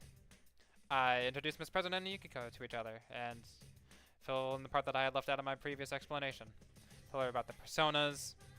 Tell her about what we're actually inside the world of television. I tell her how the scenery here changes according to the hearts of the people who entered it. She looks doubtful while I'm talking about it, but considering that she's just seen our personas only moments ago, she doesn't immediately deny it. Still, it seems like she can't accept it all either. Crosses her arms as if lost in thought. On the other hand, it seems that Yukiko didn't know that Yasugami High had a new student council president, either. You had a fuck. Excuse me, oh my god. Yukiko apologizes for not having paid attention to the elections in April. That's it in a nutshell. So, that's what you meant by falling into a TV. Yes. Exactly what I meant. Also, how do I... Tab is a pause menu. Is there a way to view controls?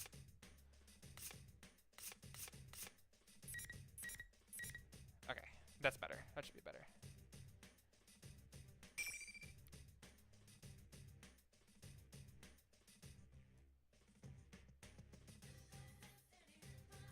Right. Yeah, which makes me believe this school could be a part of your mind that's materialized. This school came from me? That's a lot to swallow. I'm not surprised. Why is it different this time around, though? Usually the victim's shadow appears first. This could be her shadow. That's right, I had doubts about that too. There's a reason why it's dangerous for people who can't use their personas in this world. Besides, the obvious reasons such as not being able to escape and being unable to protect themselves from shadows. A person's shadow separates from them. Shadows that split off are strongly attached to the original they came from and will try to harm them in order to become independent of their identities.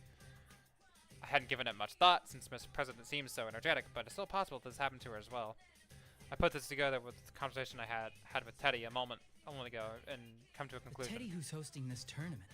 What if he's actually this girl's shadow?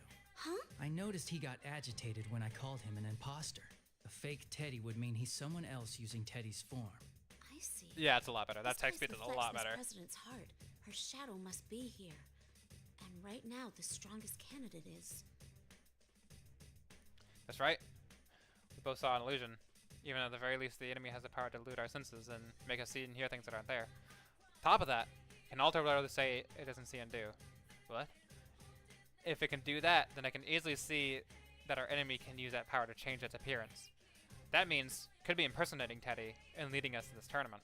Still leaves the question as to why it would take on the appearance of someone it doesn't know. I've seen shadows in the past that took on bizarre appearances, but this is the first time I've seen one impersonating an existing person. Does this shadow have some kind of objective?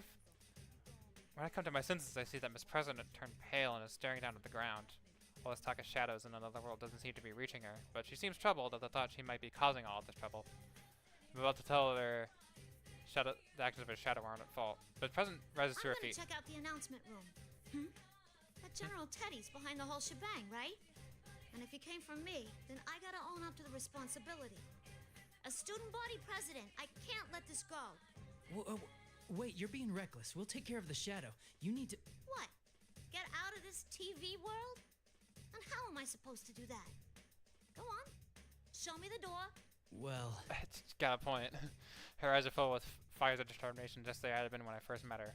Her sense of responsibility and her awareness of her duties say that she will never back Your little down. cousin's in the announcement room. And you're gonna go save her, right? I might not be as strong as the two of you. But I'm no slouch in a fight. Wouldn't it be better if we went together? Don't you understand? This world is... I know it's dangerous. But there's gotta be something only I can do to help. Hell, that aside, I can't leave after causing so much trouble. Making friends fight each other. I'm going on ahead. You don't want to waste time arguing, yeah? Oh, there she fucking goes. Okay. Miss President declares this in a voice that brooks no argument and takes off running.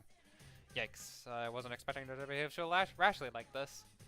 I remember how fast she can run. If I'm going after her, I need to go at once. I'll lose her. Please, you have to go after her. Yep. Yukiko seems to hesitate and knows exactly what to say. She's right. There's so much we don't understand, but there's no way an investigation team can let a victim run off to die. Yukiko ignores the fact that I'll be leaving her here alone, tells me to follow the girl she's only just met. Exact opposite of the behavior she's been displaying before the fight. Now that's the Yukiko Amagi I know. I'm ashamed that I had even slightly let myself be confused the way I heard her speak before. I answer her. Don't worry about me. I believe in you. Yukiko nods to me, and I turn and begin running as fast as I can. I have to rely on the faint echoes of footsteps ahead to pursue Miss President through the school. I can't use my memories of the school in order to navigate because the invisible walls are everywhere, but the announcement room is upstairs. That obviously limits the paths that she can take. I'll catch up to her no matter what. More hallway. I've been running after Miss President for a while, but I still can't catch sight of her. She's so fast it's almost supernatural. I'm beginning to think that her path may not be hindered by the invisible walls. Wait a second. Now to think about it, she's not a participant of the P1 Grand Prix. She didn't appear in the introduction video, and even though she'd been in there when I faced off Yukiko, she wasn't affected by the rules. Could she be able to walk through these walls? So, catching up to her would be quite difficult. Just as I'm thinking this, suddenly, a blue door appears in my path. I've seen this before. This is the entrance to the Velvet Room. I don't have time to deal with this, or so I think, but I consider the timing of the appearance. I can't help but feel there must be a reason for it. Make up my mind and reach for the door. As I walk through the door, I feel a slight sense of lightheadedness, and then close my eyes reflexively. I open my eyes, I'm seated in my usual position, and Margaret is smiling quietly at me, as if nothing is different. When she sees that I've noticed her, she speaks, as if aware of my impatience. You seem flustered, but time has no meaning here. Yeah. Margaret politely points this out, knowing that I'm in a hurry. Time is meaningless, huh? I thought I had figured out a few things in this room, but it seems that there's still more for me to learn about it. If time doesn't pass while I'm in this room, then should I concentrate on what she's about to tell me? Once again, as if reading my thoughts, Margaret smiles. It seems you've emerged victorious and have come away with a piece of the truth. Though you are in a garden of deceit, you have the vision to go forward. Very impressive. Is that student council president's shadow really the cause of all this then? Who can say?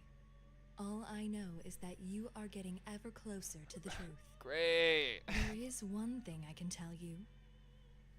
Oh. Margaret's golden eyes are fixed on mine. If that girl's shadow is the cause of this misfortune, she will face her trial. But it's separate from your fate. Well, what do you mean by that? You have your own trial to overcome.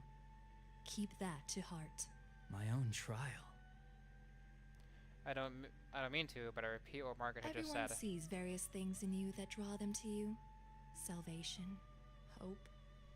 I myself find fascination in watching over you. Fate may not be the author of your trials, but you are destined to be tested. Okay. Margaret smiles mischievously and nods towards me.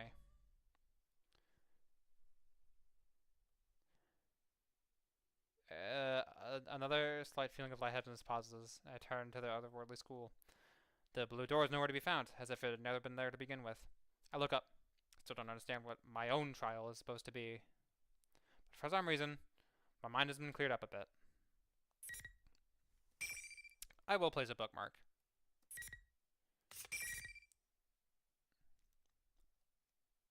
Okay.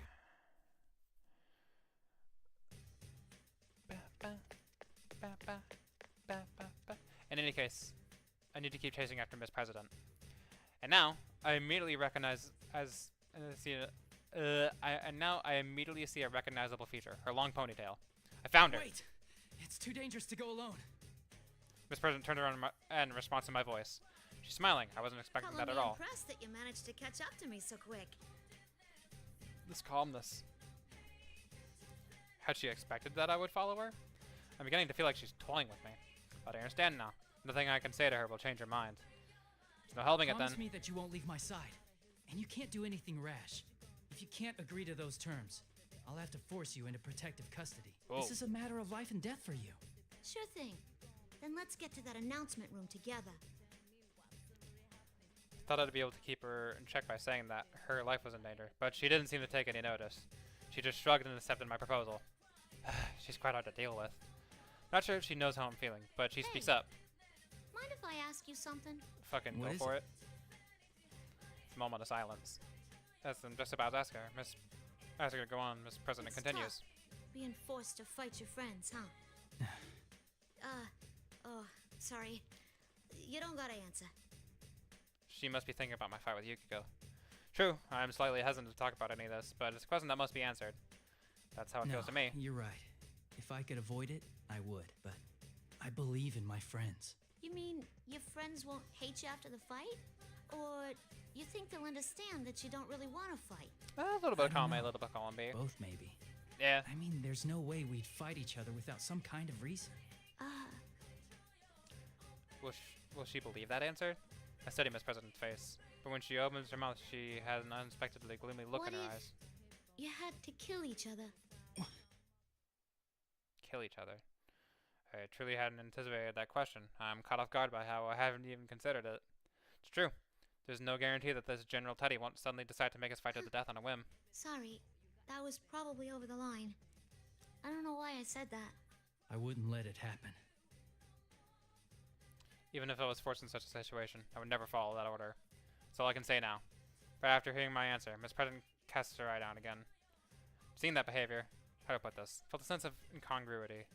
Why could that be? Something doesn't feel like her. Could Miss President be carrying some unimaginable burden that she has yet to confide in us? Is it so heavy that she would ask that question of me? What? Speaking of which, if General Teddy does turn out to be her shadow, what does that mean about whatever repressed thoughts she truly has? Suddenly, it seems that her courageous and cheerful demeanor are a mirror image of that, and a slight sense of fear chills my spine. Throughout my race, though thoughts raced through my head while we walked down the hallway.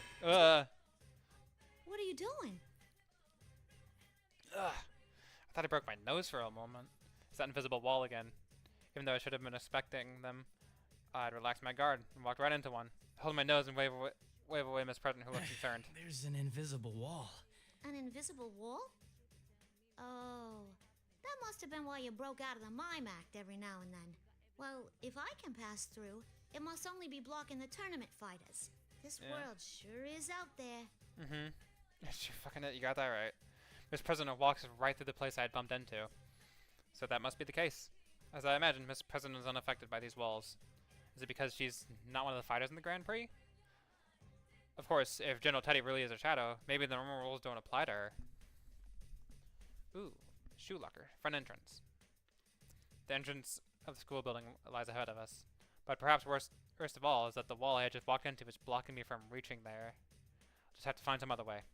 No, there are walls there too. And the same can be said for the direction towards the entrance.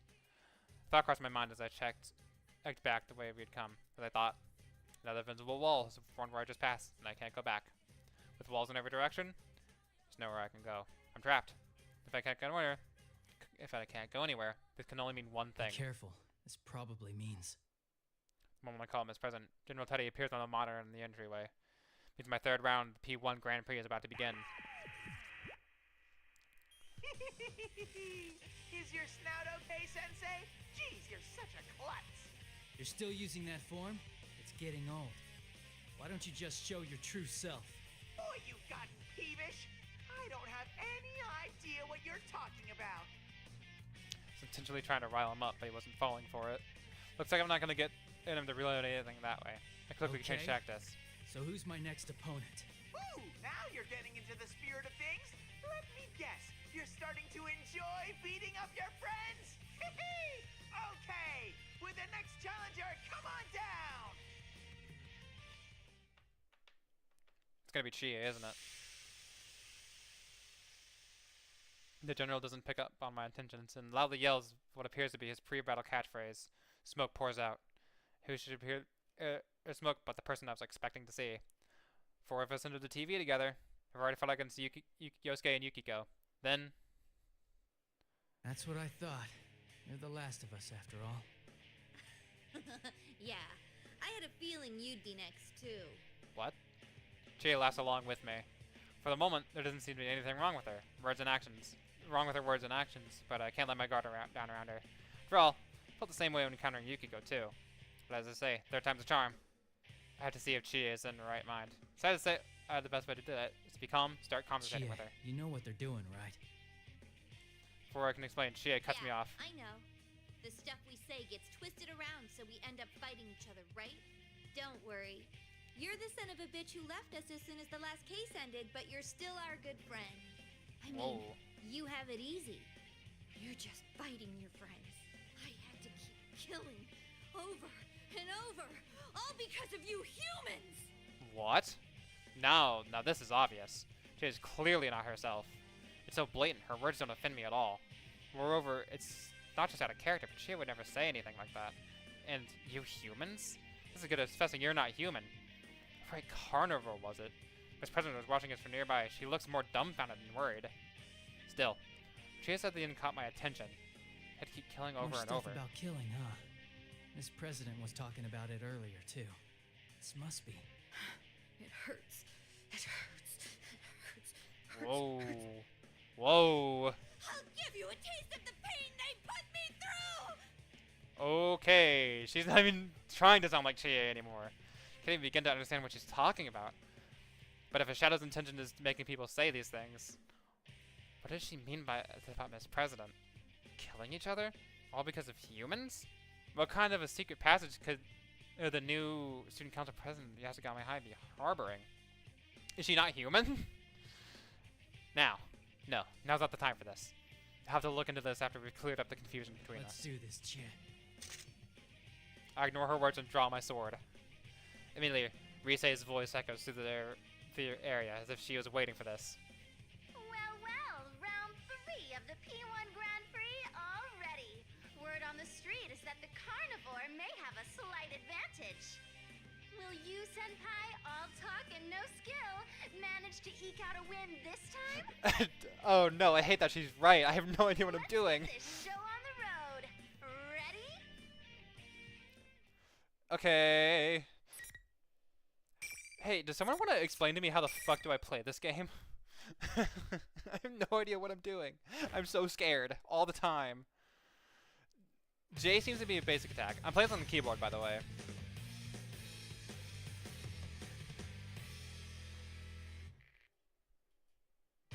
Finally.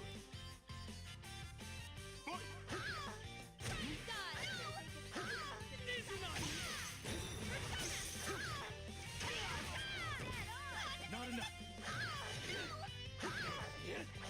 Closing in.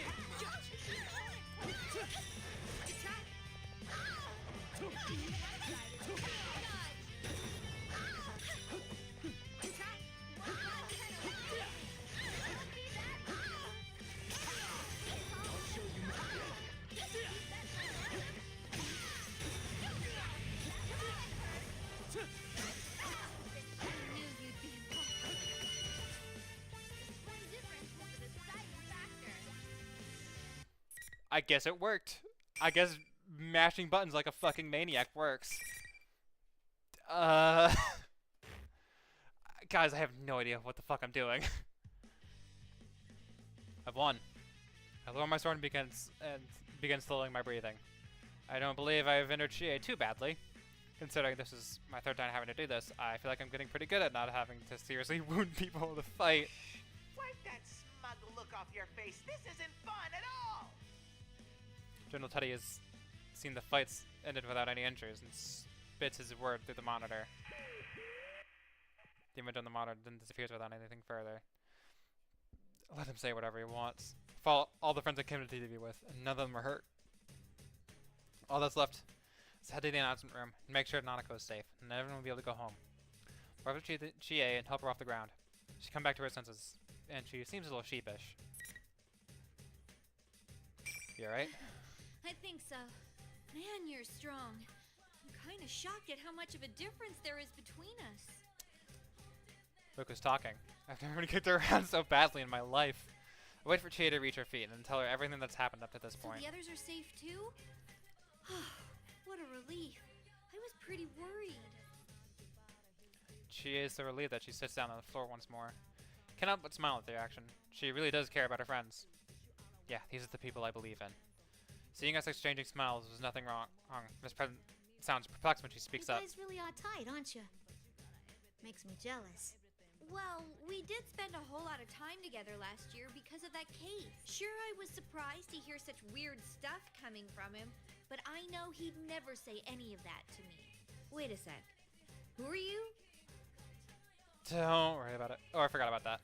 Quickly introduce Miss President and tell Chia that she may be a victim of this case. How about you ask her for her fucking name? We've been calling her fucking Miss President, but we don't know her name. Does she have a name? Are her names even real at this point? But Chia looks again at Miss President suspiciously. Huh? The student council president? You mean ours? That doesn't seem right. I remember the new president being a guy. What are you saying? I'm the student council president. Who else would I be? I'm pretty sure, though. Maybe if you told me your name, I'd remember. Oh? Name? Miss President stops moving. What's going on? She can't tell us her name? That's not a strange question, is it? For some reason, Miss President seems unable to answer. I sense some kind of incoherent melancholy from her. She and I swear a tense glance. My name's... What's wrong? My memories. No. Whoa. Whoa. I don't want to fight Whoa. anymore. Why do we have to kill one another? Whoa. Kill one another. Gasp when I hear the words falling from her mouth. I don't know what's crossing her mind right now, but she's definitely not acting normally. I glance at Tree. I try to approach Miss President in hopes of calming her down. Whoa. Oh, fuck you. This is the song that was playing in fucking Magatsu Mandala World.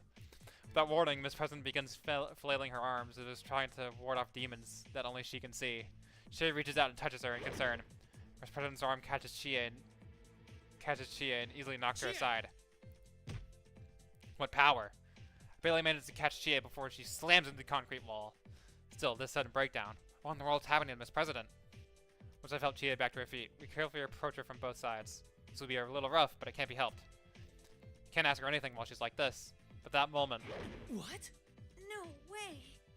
Before I knew it, Miss President's flying through the air. What? She was jumping? For a moment, I can't even comprehend what I'm seeing. No ordinary leap. She was at a standstill, but now her entire body is up higher than my head. Her jumping ability is unbelievable. Did I just get fucking short hop down aired? What the hell? Chia and I look up in astonishment. And Miss President kicks off the ceiling to change directions and lands at full run. Who is that girl? Did I say something to offend her? She did mention something about her memories. What the fuck? Come to think of it, her memories did seem a little muddled. Maybe she was on the verge of getting them back. What kind of memory would make her go nuts and run away like that? Probably not a good one. Can't answer Chia at all. What if you had to kill each other? I hear Miss President's sad voice in my head. She apparently wasn't expecting me to answer her, and she continues. Wait here. Make sure you rescue her, okay? Yeah, I gotcha. Her voice is strong and confident. To drive the point home, she pokes my chest with her finger as if ordering me. Even though she might be in danger herself, she's still worrying about others. All my friends are like that. That makes me really happy right now. I see her, she'll be alright on her own. She fires back. Let me worry about that.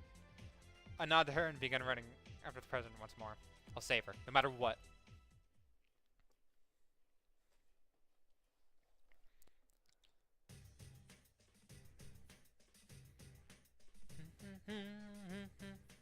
Even though I was running as fast as I could, the invisible walls keep preventing me from making much headway. I tended to strike the walls of my persona, but nothing happened. So many invisible walls, one after another. Miss President can pass through them. I don't know if I can keep up the pursuit. The announcement room is still my destination. There's no way to know if that's where Miss President is headed as well, but there's a shadow waiting for me there. I'll need to get it there anyway. Rise and Teddy should be in the announcement room. And if Nanako is being held captive, that's where she'd be as well. I have to keep running. But yet another wall blocks the hallway. First, I think this is a dead end. I realize that I can cut through a classroom and come out the other side of the wall. It's forcing me to enter the room rather than letting me go straight. This probably means... I raise myself and put my hand on the door. One moment I step aside. A familiar voice echoes in my mind. Hi.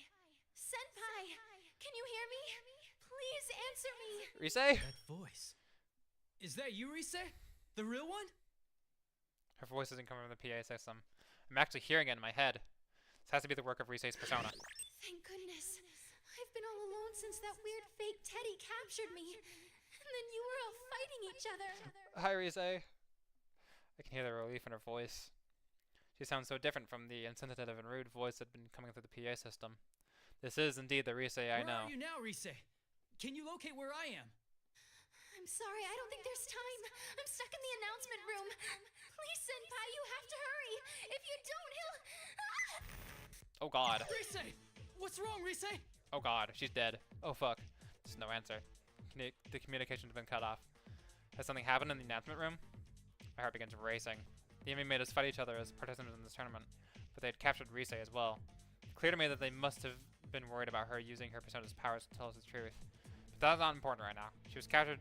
If she was just captured to prevent her from capturing us, the enemy must think of Rise as being less valuable than those who would fight. She sounded okay, but who knows what might happen to her now. I have to hurry. Pardon me for interrupting while you are lost in thought. A hand pressed on my shoulder. Surprised, I jump away and withdraw my sword. That voice sounded familiar. I can't believe that I let myself get lost. This is the second time I've let myself get so distracted. I've gotten used to having my friends with me while I investigated last year. Can't pay attention to the entire world on my own. I need to brace myself. Oh my fucking god, it's Aegis! Yo! I know her! Hi! I look and see an unfamiliar face. It's familiar to me, but not to you.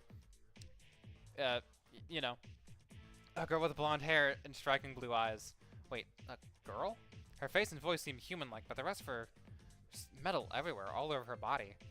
For a moment, I wonder if this is an elaborate costume, but I can see the interior framework of her body, where her joints connect. I didn't mean to startle you. Yeah. It's nice to meet you. My name is Aegis. And no, I am not human. You are the one from the introduction video, listed as the Sister Complex Kingpin of Steel, Narukami-san, correct? Question catches me off guard. I wasn't expecting a complete stranger to call me that. And did she say she wasn't human? It's... well, when Yosuke called me with that stupid title, I knew it was a joke. But when a stranger says it, it sounds like they truly believe it. Huh. This is a pain. Nanako is important to me, but calling it a complex is stretching things. No, wait a second. I was trying to play it off, but I ended up blurting out Nanako's name anyway. Calm down. I need to take the conversation away from the subject. Clear my throat and try to start over. Was it? Why are you here? I guess. Our primary objective is the destruction of shadows. Our? But we have come to this world on a different mission. Oh, is the rest of C's here? What the fuck? The destruction of shadows. She fights shadows? But how can she do that mean? Yes. I have a persona as well. Though my body is a machine, personas are the strength of the heart after all. Just as I thought. I'm surprised to find another persona user outside of my group and friends. And the robot on top of that. I can't come to grips with all of this. From the way we were talking, she seems just like a normal person, only in an interesting suit. True, I've seen stories on the news about robots looking uncannily like real humans, but this isn't something far beyond those. But isn't something like this far beyond those? Still, I can't help but believe the evidence of my own eyes. I mean, I've been hopping in and out of TVs for the past year. Who am I to say what's strange or not? Perhaps the technology behind her creation has supernatural roots of its own. I find myself growing more and more interested in how she came to be here, but I have to put that aside for now. Something I need to find out from her first. This P1 Grand Prix is so similar to the events of last year, but to think that it would involve someone like her. I don't have a clear picture of everything that's happening, for sure. I calm myself, and ask her what I feel would tell me what she's doing. And what is this mission of yours? She opens her mouth to respond, but just then, the monitor inside the classroom turns on. At that moment, I suddenly remember. It's like I'm the only one who had to fight here. I'd forgotten about it. Sensing what had entered this room. So that's where you got to, Sensei. I've been looking all over for you. Ooh, Hi, Ted. Who's the honey? Were you in Oh the my middle god. of trying to score with her? She's a fucking robot. As if you didn't know. You're the one who lured us both here. Oh my, did you figure it out? I didn't have a choice after those guys decided on their own to horn in on the fun. You're a bright boy, Sensei. You know what's coming next, don't you? The general on the monitor gives me a twisted smile. Could Aigasan's mission be something that would cause him trouble? I can't figure out what his motives are, but he's using it to crush each other. Using us to crush each other. In other words, she's the next challenger that's been set against me. Aigasan seems to understand this as well, and is staring at the monitor with a pride and animosity. Do you know the rule of this tournament? Only the victor of each match may move on. Yes? I have nothing against you, but I'm in a hurry for my own reasons. Neither of us, in other words, can back down. Then there should be no hard feelings. Aigasan is professionally straightforward about this. She immediately takes a fighting stance. A bitter thought comes to me. It's tough being forced to fight my friends, but having to hurt someone that I don't even know is just as bad. Another thought comes on the heels of that one. I don't know this girl. Perhaps her appearance means that there are urgent problems that ordinary student like me can't fathom. What gives me the right to stop her on her mission? Shouldn't I know what's at stake before I take that from her? Thankfully, it seems she hasn't gone mad like my other friends. Perhaps the enemy doesn't care about clouding the minds of people who don't know each other. If we're still capable of understanding each other, then we should just talk this over before we do anything. That will not do. We will speak more of this after one of us wins. Aigasan says this so quickly as if she's reading my mind. For a moment, I'm struck by how she could have known what I was thinking, but I realize that she's right. What good would this do for talking things over? True, the loser cannot leave this room, but until we battle, neither of us is going anywhere. Doesn't really matter if we can come to understandings or not. If we have a fight, none of our goals are going to be accomplished. If that's the case, then it's better we don't hear about each other's problems before we fight. That could be why Aigasan hasn't told me anything. But this must be her version of kindness. Silently ready my sword. Aigasan appears to smile slightly when I do. Right. I'm not going to give up on what I'm fighting for either. I need Nanako and my friends to be safe. I have to make sure that Miss President is okay. Use everything I can to protect them. To thank her for her consideration, I make a point to announce that I'm ready to start the battle. Here goes. There's no need to hold back. Indeed. Let us do battle. I'm so used to her reload voice actor that this one sounds like... It sounds similar enough that I recognized it, but still something. I will place a bookmark. Thanks, game. Oh boy, another sort of... let's see if I can figure out how to play the fucking video game before I get my ass kicked.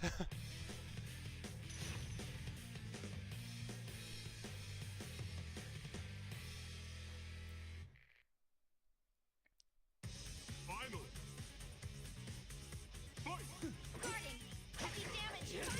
I failed. Target locked. No! Persona. Limiter. System. Persona. Grab her. Cover. Air raid. What the fuck is she doing to me? No. Cover. Heavy damage. Please hit. Heavy damage. Overheating. Guarding. Downward. Persona. Red zone. Persona. Oh man, I'm gonna lose the fuck out of this fight. Please hit. Guarding.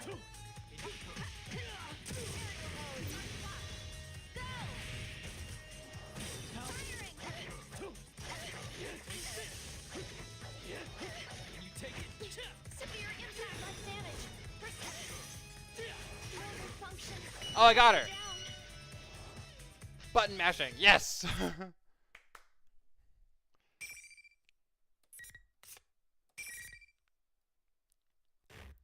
Cool.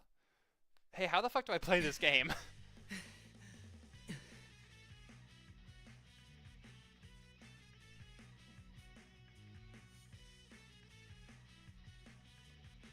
One second, guys. One second. One second. One second. One second. One second.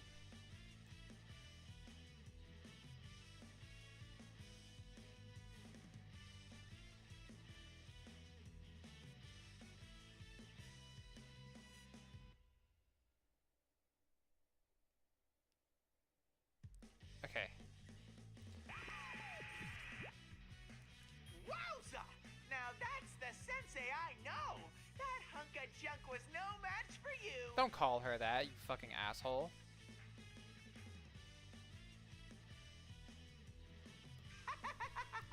Friend against friend, Oh. beating the heck out of each other. Sheen with the power of persona. She's made to fight shadows, but I have no idea what she was capable of. I feel like my mind's been drained even more than my body.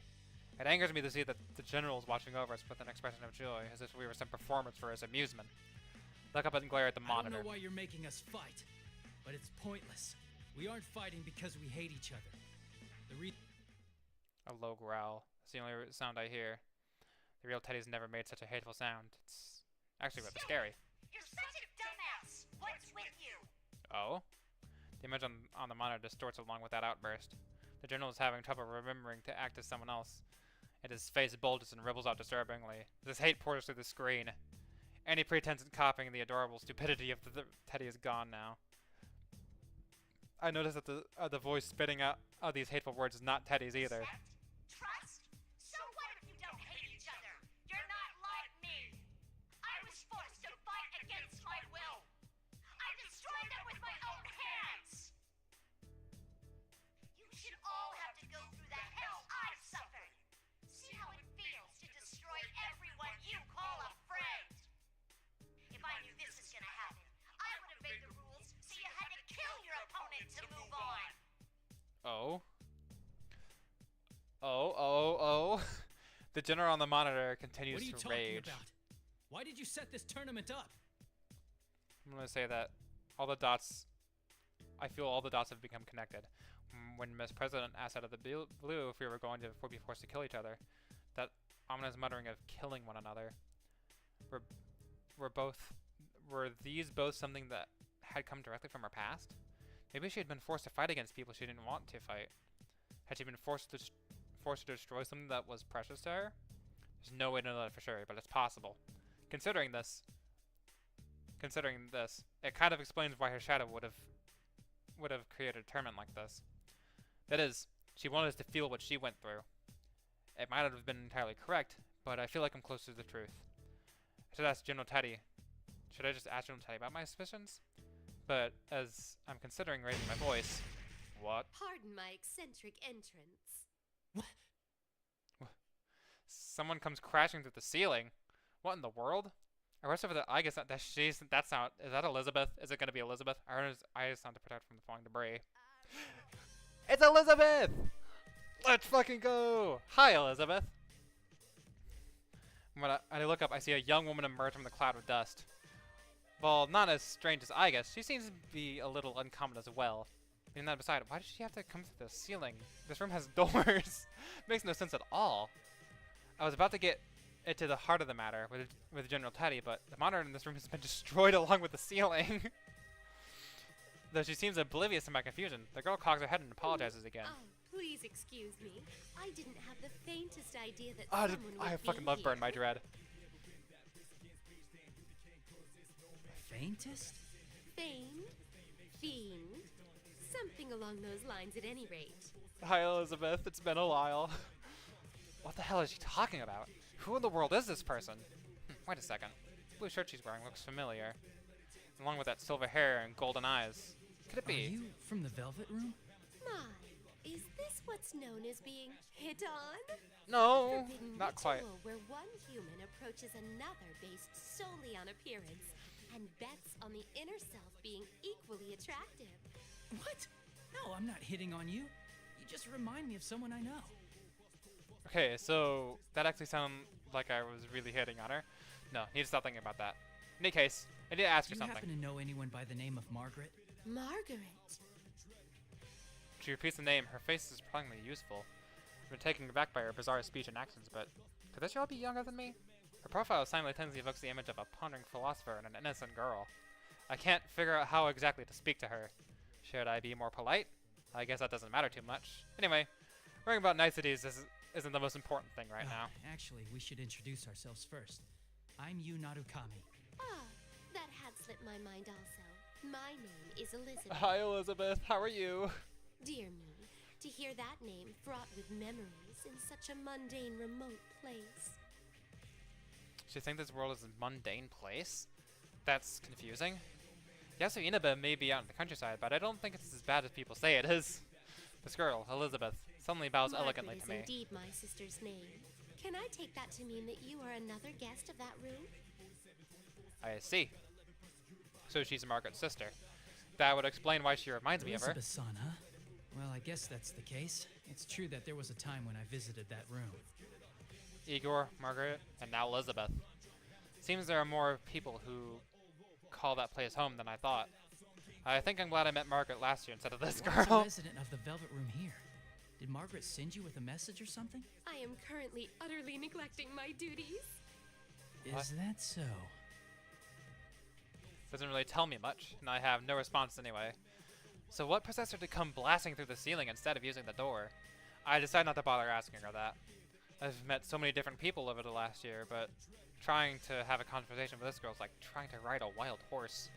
She's just going to ignore the directions I'm trying to steer us towards and veer her off wherever she wants. Best to just hold on and go along for the ride then. Maybe if I pay attention she'll tell me something worth my time. Even if I try to ask her a question, she'll likely be just confused anyway. Just as I'm having that thought, the girl seems to have noticed my hesitation and starts to talk about herself. Her eyes are lit up with sincere passion. She really is a hard one to read. I have a certain desire. It may take a very long time for it to be realized. In order for my wish to be granted, I require a power much greater than what I have. The power of the wild card that changes bonds into string. I have a feeling that the key lies there. I know a little about the wild card, but I feel that the first glue to granting my wish lies within that power. glue? Flu? Influenza. Influenza. Along those lines at any rate. She's having trouble coming up with the right words, but I can hear the sincerity in her speech. Probably. In other words, I think she meant that the power of the wild card is related to her desire to come here. I don't think it's worth it to ask how she knew I had that power, or where she found out about it. Just as I'm struggling to follow the meandering path of her conversation, she brings up an outrageous suggestion. Might I suggest that you and I fight? What? Someone please tell me how she reached that conclusion, that this was a good idea. I don't think I have a chance of talking her out of it, though. But of course, I have to try, so I say, hey, what? Oh, how excited this is making me. My expectations are ascending skyward at Mach speed. To be direct, I'd like for you to show me the potential slumbering within you. Let me make sure of something, just in case. You understand what I'm saying, right? There's no illusions at work? Such parlor tricks can get stuffed. I see. So you're actually in your right mind here. That's kind of, impressive. Oh boy. Well, maybe she understood what I meant when I mentioned the illusions. If that's so, then she at least must have some idea what's going on around here. And even though she might understand it, she still wants to fight me. I wonder though, she's unrelated to the General Teddy's plans and invited herself in to determine, do the usual rules apply? So think about it, Elizabeth taps her foot on the ground and takes a fighting posture. She really does want to fight. It's a huge leather-bound book and her hands open as if all by itself. A torrent of power pours from the open book with a blue light. I can't believe that this strange girl has such unimaginable power. She seems so aloof. No, it may be more correct to call it an air of an imminent violence. All right. I won't be able to hold back. To be honest, I was really only saying that in the hopes of bluffing her. I have absolutely no room to hold back in this fight. I hurriedly cast off my fear and focus on the upcoming battle. There's no room for doubt. I need to hit her with my full strength from the start. Even if I were to fight her with the intent of killing her, I'll be lucky not to end up dead myself. At least that's how I feel. Elizabeth Song calmly begins the battle. Let us do this. Your fate is in the cards. Yeah, I'll place a bookmark. Oh boy, okay. Wish me luck. Wish me luck, chat. I've been going 2.5 hours. I can go a little longer. Finally. Fight. Oh, it's a battle for everyone's souls. We're through play.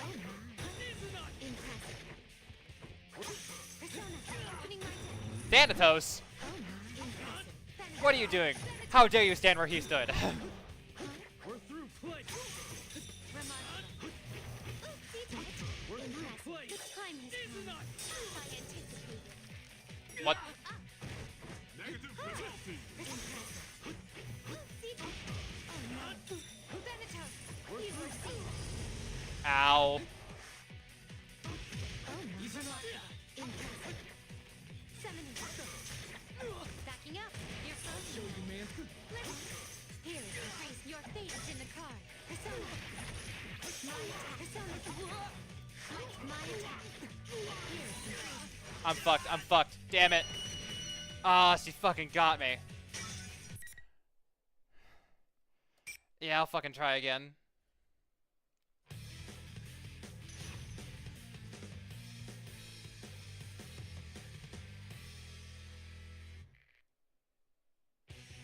Final. Fight. Oh no. Won't you have some? Remark and see. Opening my deck. Huh? Persona. Summoning. How me? Oh my. See Daisy. Oh my. Venator. Oh no. Opening my deck. Oh no. Opening my deck. Here's fire. Persona. Persona. I'll show you man's potential. That was quite first. I anticipated. Now up. Negative penalty. Oh my. Your fate is in the card. Opening my deck. Venator. Sorry, guys. God damn. I have no idea what I'm doing. Okay, I'm gonna, like, see if I can find the fucking controls. Hold on, I got a bot. Hold on a second, guys.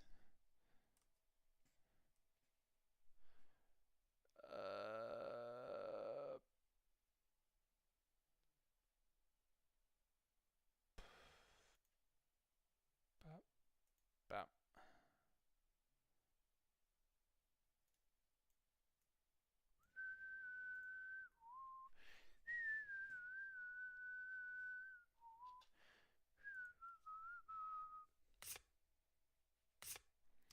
Okay. Okay, it's the keyboard controls. W is up. W is up. S is down. Left is A. Right is D. Okay, I'm gonna see if my fucking I can like actually plug in my controller now. Give me 1 second. Also, still. God.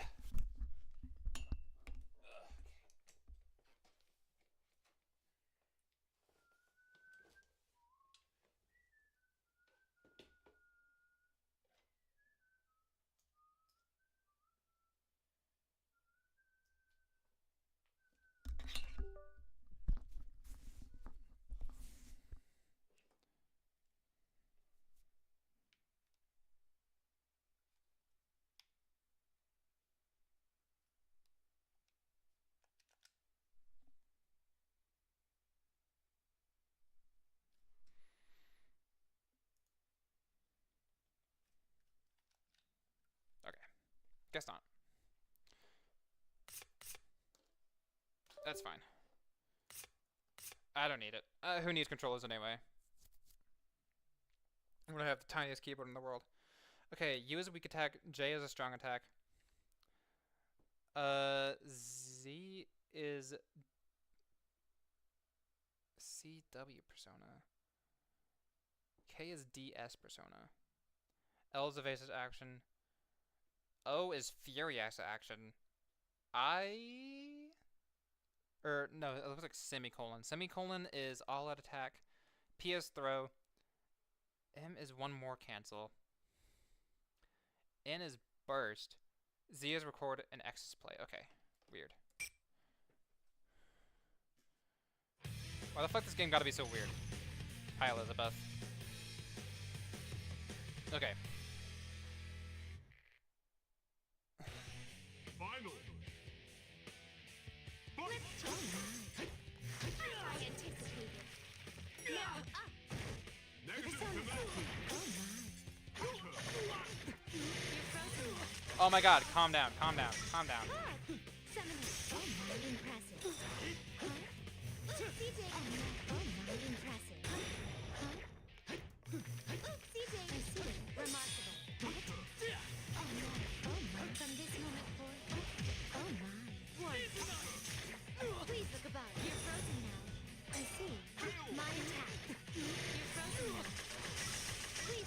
Oh my god, she's fucking sick with it.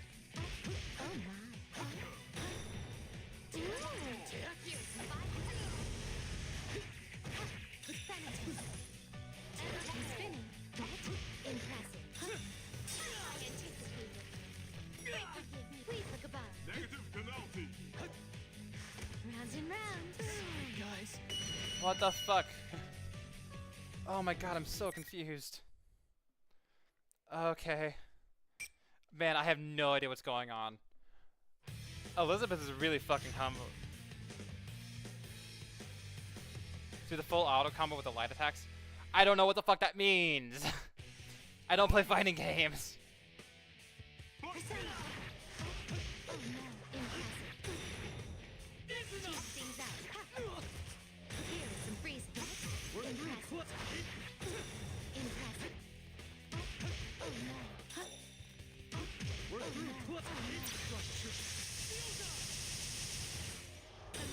What the fuck did I just do?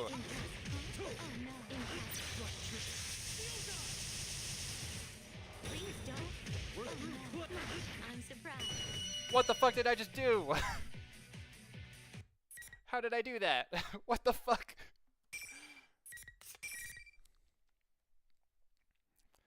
Okay. Oh my god. Just when oh hey. Hello. Just when I thought I'd managed to throw her off balance, Elizabeth-san gets back up elegantly as if nothing had just happened. Suddenly, I feel an intensity building up in the air. Don't tell me she hadn't been taking this area until now. The next moment, I'm swallowed up in a torrent of power like a leaf being blown into the air, without the slightest understanding about what's happening. My vision blurs. I've spun around before I can tell up from down. The floor jumps towards me as I'm slammed to the ground. Am I going to lose? It wouldn't be the first time, my guy. The constant fades. I see the faces of my friends. Aiga-san. All those I had fought up until now. It's like that story that you see your life flash before your eyes just before you die. Am I dying? Can I really accept that? It's not over. I haven't lost yet. I can still fight. I've come so far. I can't lose heart now. I desperately force my legs to move and manage to stand up again. Elizabeth-san shuts her book with an air of finality. I am quite content with this outcome. It seems you possess true strength. The unyielding torrent of power suddenly ceases without warning. Is it over? Even as I come to understand that, I continue to stand stock still, unable to move. I believed you were at the limits of your stamina after the battle against Igus earlier. In actuality, your heart almost gave in during your struggle with me. But each time you faltered, the many hearts supporting you gave you strength, helping you to rise again. She cuts herself off and nods to herself as if confirming some suspicion. This was truly an intriguing battle. I believe our encounter has borne much flute. I think Flute? Flu? Chimneys. What? In any case, I am quite pleased. Okay. Even after a battle, she acts like that. I feel like a fool for believing that she really would have killed me, even if it felt quite real at the time. Can't believe any of this. My legs give out under me. I sink to the ground. Maybe she understands how I feel. Elizabeth-san looks straight into my eyes. May I ask you something? To continue fighting in order to prevent an undesirable future, it is a path of endless hardship. Would you still choose to walk it? Margaret had said something similar just before this term had begun. How I had overcome this ordeal concerning last year's case and opened the door. Margaret's and Elizabeth-san's words come together in my mind. Yeah. Working for a better tomorrow isn't just a one-time thing. The tomorrows keep coming. That's a fucking great line. Opening the door is necessary, but it's not what truly is important. What's more important is making sure that you follow the path that's beyond the door. Once you have that path in mind, only once you have that path in mind does it matter whether you've opened the door or not. That's how I feel. Keep fighting for the future we want. Elizabeth-san smiles. Seems the former dweller of the Velvet Room is pleased with my answer. She must have chosen a path of her own at some point, and doing everything in her power to see it through. Maybe I'm jumping to conclusions, but I feel as if I'm able to understand her a little better now. It's time for me to bid you adieu. By your leave, I, Elizabeth, am out of here. With this, Elizabeth briskly walks out of the room. She caused me some trouble, but I've also learned something about myself as well. I think I'll call it a draw. As we wave goodbye, I hear Agasan getting to her feet behind me. Are you alright? You shouldn't force yourself to move. I was concerned at first, but Agasan doesn't seem to be very hurt, or damaged, or whatever you would say. She was likely just knocked out. I had absolutely no chance of winning if I'd gone easy on her either. This is getting ridiculous. You are very kind. We've only just met, and yet you're worried about a machine like myself. Huh? Isn't that normal? Agasan laughs at my confusion. Seeing you smile like that? I don't know. I just can't think of you as a machine. You have a heart, right? Then it doesn't matter whether you're man or machine. Aw, that's really nice. Aga stops laughing and thinks deeply for a moment. But after a few seconds, she looks back at me with a serious look in her eyes. You have defeated me in single combat. That will make it difficult for me to continue forward. But I believe I can trust you. Will you listen to my mission directive? Yeah, sure. I have no reason to say no. I look Aga-san square in the eye and nod reassuringly. And so, Aga-san told me about her directive, and it was truly surprising. There was another case involving personas and shadows outside of Inaba, even before our adventure last year. And she is a weapon with a heart, created with the express purpose of wielding a persona to fight the shadows. She believes this current situation came to be because someone had stolen a similar weapon and used it to enter the TV world. So, there's another girl robot with a heart like you, and she's the cause of all this? We came to this world to retrieve her, my older sister. The 5th generation anti-shadow suppression weapon, Labris, is in this world somewhere. Huh. Nanako, Miss President, her shadow, and now Labris. I have a mountain of tasks to accomplish now. But even though I have a lot to do, I can't ignore any of it. Tell me more about Labris, and I'll do what I can to help you get her back. Unfortunately. Agasan's expression clouds. She said that she was a machine, but she really is no different from a human. As I ponder this, I listen to what she has to say. It's so you don't know what she looks like, what she can do, or what equipment she's loaded with. Basically, all she can tell me is that Labris is a robot who's built to look like a girl. Wait a second. Did I meet a girl? I did meet a girl I didn't know in the TV world. Miss President. Could Miss President be Labris? Is there a possibility that she looks, well, more human than you? You mentioned earlier that she was your older sister, so I assume she was built before you, but... My sister was an older model, a prototype for the 5th generation to be exact. It's doubtful that she would look more human than myself. Then there's no way Miss President could be a Labris. I don't know if I believe that. I could tell at first glance Aga-san was a machine. Miss President appears to be completely human. I never once considered that she might not be human until just now. But that just makes things even more complicated. What in the world is going on inside this TV? All right. In any case, I'll keep an eye out for her. But right now, I'm heading to the announcement room. If Labris is the cause of this, then I'm bound to meet up with her eventually. I shrug slightly. I don't want to be so grave. Aga-san must sense what I'm trying to do and smiles. Thank you. I will trust my sister's fate to you. Bye, Igus. Of course. I give Aga-san a determined nod and run out of the classroom. Bye, Igus. Aw. But man, what a busy Golden Week. I had to make sure Nanako's okay. To find Miss President, unmask whoever's masquerading as Teddy, and now search for Labris somewhere out here. This wasn't happening. I'd be kicking with my friends in Juna's food court. Yukiko was trying to be coy, but I'm pretty sure that big bundle she was carrying was box lunches she made for us. As to how it might taste, well, let's not get sidetracked. I'm sure we'd all have enjoyed it anyway. Eventually, I would have called Nanako over. We would have bought more snacks together. There are things I wanted to buy from the Shiroku store, and maybe I could have made it to Sozai Daigaku in time to buy the last of their special croquettes. I wanted to talk along with Dayadara and get some books from Yomenaido bookstore. I'd have steak boiled Daya, hung out with the fox at the Tatsuhime Shrine, waited for my uncles we could have dinner tomorrow, and have gone fishing. If the one who ruined my vacation caused all these problems the same one who stole Labris, they've truly brought Nanako back into the TV world. Catch him no matter what. You're not getting away from me. Yeah. As I run on, I come across yet another blue door. Perhaps this is a sign that I need to calm down. True. I may have lost my Someone cool for a here? moment. Again? Reach out to the door with a relaxed smile.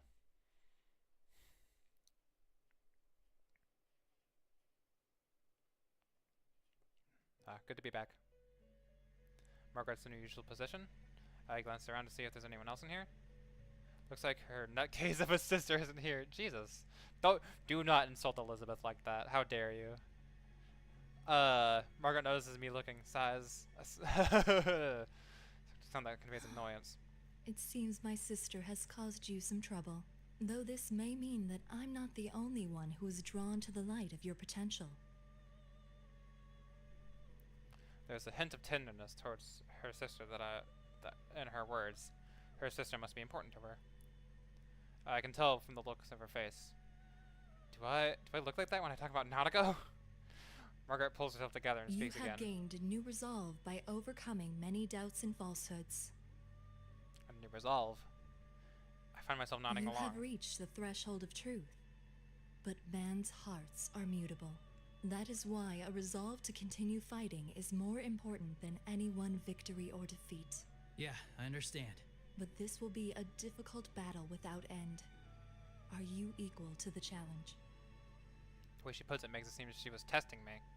I don't respond immediately and think about the question. It would be lying to say I'm not worried. I know that my heart can be swayed by change. There's no knowing what will happen from moment to moment. But even if I then, have my friends, if I'm not alone, I can do it. I see. Margaret nods slightly in I have response. heard your answer, but it's not enough. Remember what I told you before? The heart is shaken more by a single action than by 1,000 words. As she smiles, my vision begins to blur. I hear words being repeated. I reach a threshold of truth. Everything that's happened during the course of this case runs through my mind.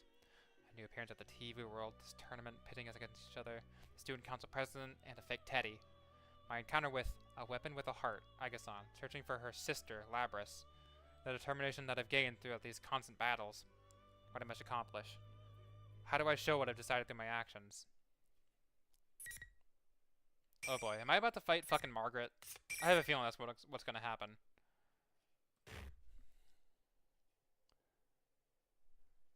Oh, nope, I'm here. Seems that the number of invisible walls has decreased. Could this mean the end is near? Just as I think that, I hear a familiar voice. That was Miss President's voice. It's coming from the door to the announcer's room. I finally made it.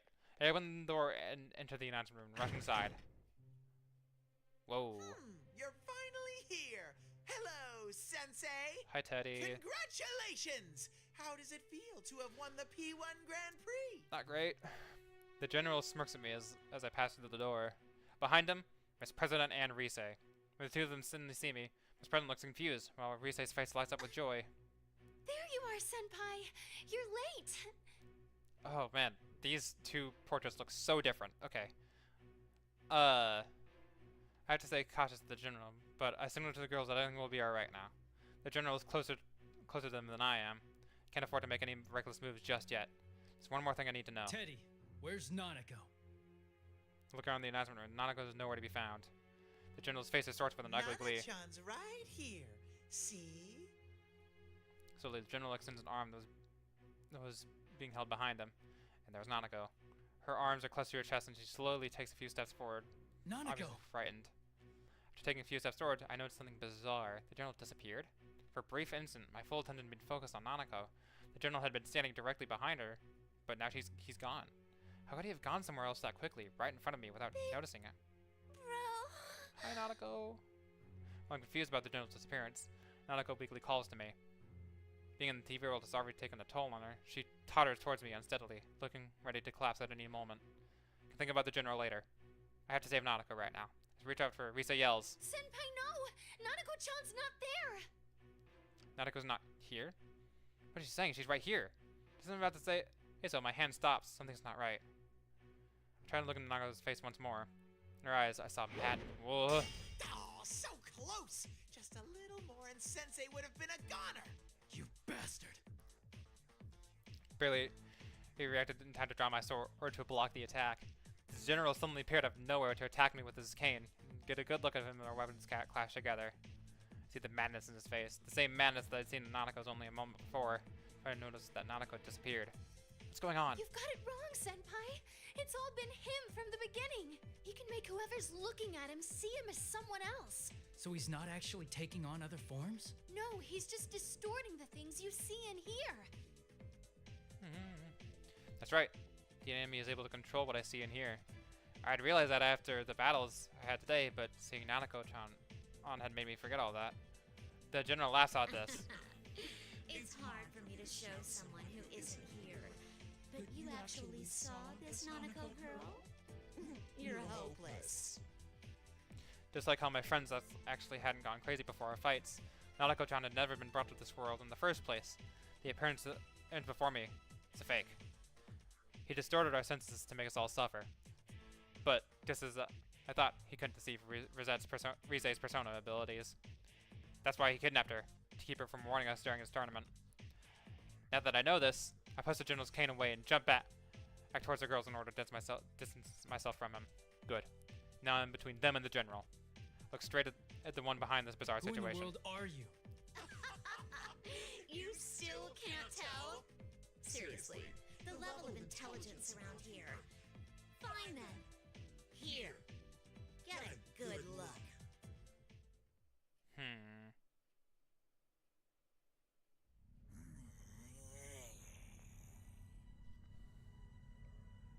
Oh boy.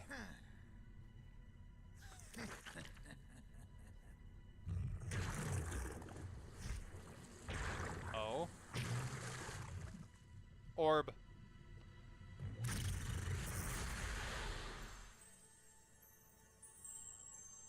Hello. Oh! Oh shit. Is that Labras?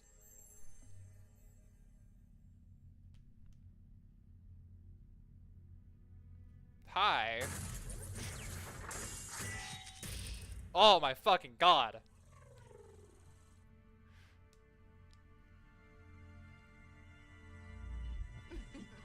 Oh. Shadow Eyes, okay. I guess we're doing this. I am a shadow. The true self. Oh, there it is. That's my face. I saw metal limbs, golden eyes, and a ponytail. A mirror image of Miss President's face, even though she was standing behind me, trembling. How about it? You wanted to see what I am, didn't you? Why does she look like me? Ooh. That's its true form. That thing is your shadow. This is a shadow? She really came from inside me? Kinda. Rise tries to calm Miss President, but the girl shakes her head in denial and squeezes her eyes shut. While Miss President refuses to look at this mechanical-looking being, I now understand what's going on. Because this isn't the first time I've seen a robotic girl before. All the facts match up. The way she was able to run so fast without so much as breathing heavily. Even the TV world. The sense of wrongness that I heard when Miss President had asked me about killing my friends. The way she avoided telling me her name. That superhuman strength when she hit Chie. And that incredible jump to get away from us. And the Shadow's ability to interfere with the sense of other people. Just as Margaret had said, all the pieces of the puzzle people were laid out before me. They had all come together, and now I can see the truth. She is indeed Labras. Labras, another weapon with a heart, stolen by someone unknown and thrown into the TV world, created this school and forced us to fight our friends. This deep-rooted depression regarding her past memories. All of this took the form of Labras' shadow, who manipulated everything here. Labras, don't look away. If you don't accept her, she'll get even stronger.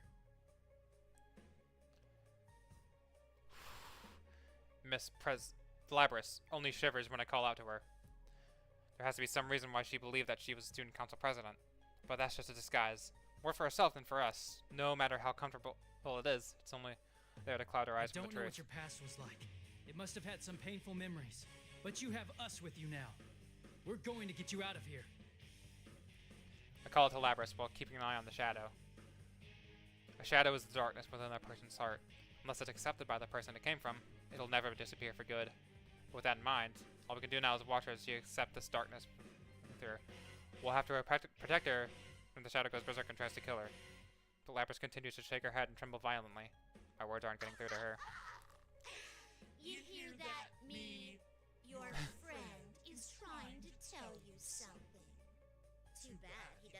understand at all. These clowns are so hopelessly naive. Shadow laughs shrilly. Shrillily? Shrillily. Bad. I hate that word. Okay. Anyway, he continues to smear more poison into Labrys's heart. I could have made them feel my pain. What it's like having to murder one another. That sadness and pain and anguish. Everything went left, and I was always left alone. I'm a weapon. A machine made only to fight. No human can understand my suffering. Ooh, shit. I've had enough. I'm human. I'm not like that. This isn't good. I settled into a fighting stance ready for anything. Though I have a good idea of what's going to happen. Oh, you're still clinging to that. Then take a look at what you really are. The shadow's eyes gleam with golden light. The change begins immediately.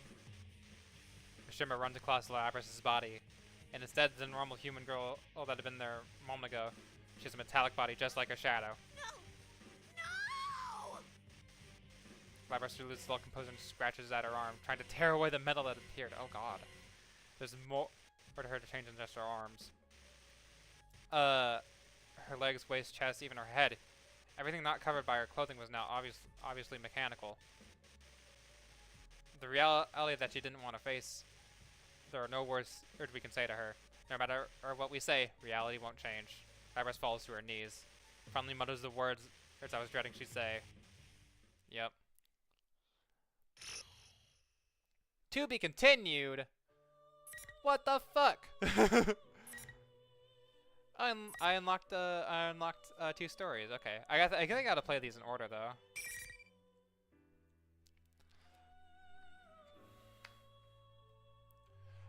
Cool. Anyway, hold on 1 second, guys. How long have I been going?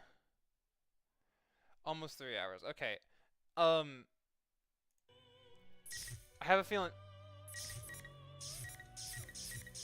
another one of these will take me another probably almost 3 hours. So I'm not gonna start it yet.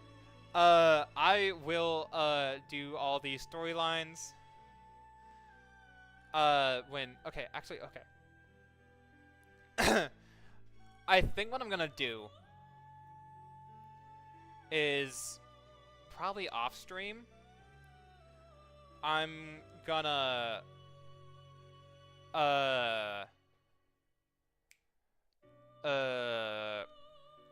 also hold on again. I think I'm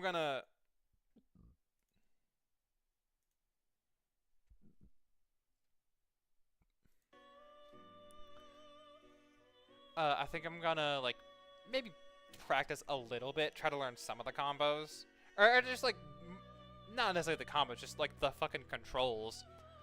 And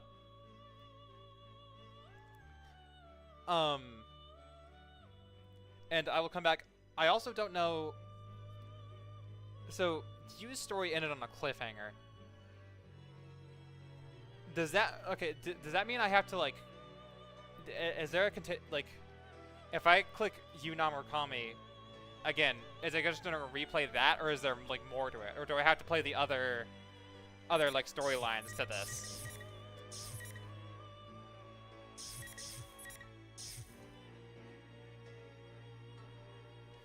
Really, I don't know.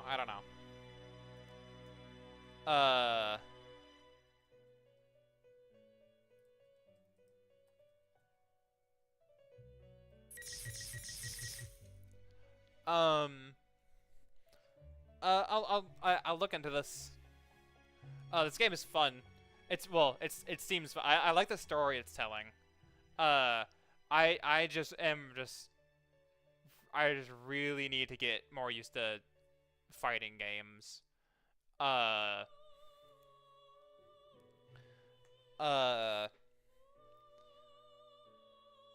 So I will probably get back to this game tomorrow. If everything goes right. Sorry for fucking taking so long to get back to it. I'm sure if you're here you've read my post, but I'm not gonna rehash it here, but I don't know. Been rough, but hey, back at it. Anyway, thank you all so much for being here. If you're watching this as a VOD later, thank you for watching. See if you can catch me live next time, 7 o'clock p.m. CST, Monday through Friday, on twitch.tv/JustJackson05 or on YouTube at JustJackson05. Let's see. Tomorrow, we'll be back at Persona 4 Arena Ultimax. I will either be continuing Yu's story or starting Yosuke's, depending on which one, depending on how this goes. Let's see, 8%. 8, 16, 24, 32, 40, 48, 56, 64, 72, 80, 88, 94, 96. So, Well, okay, so all of these won't quite make it to 100% completion, which means, tell me, it's probably a bit more at some of these. Anyway, that's a bit metagamey, so I don't know if it matters, actually. Either way, I'm gonna look into this game a bit more, see how this game actually fucking goes. And I will pick it back up tomorrow. So thank you again for watching. It's been a pleasure. I will see y'all next time, probably. So long. Good night. Bye bye.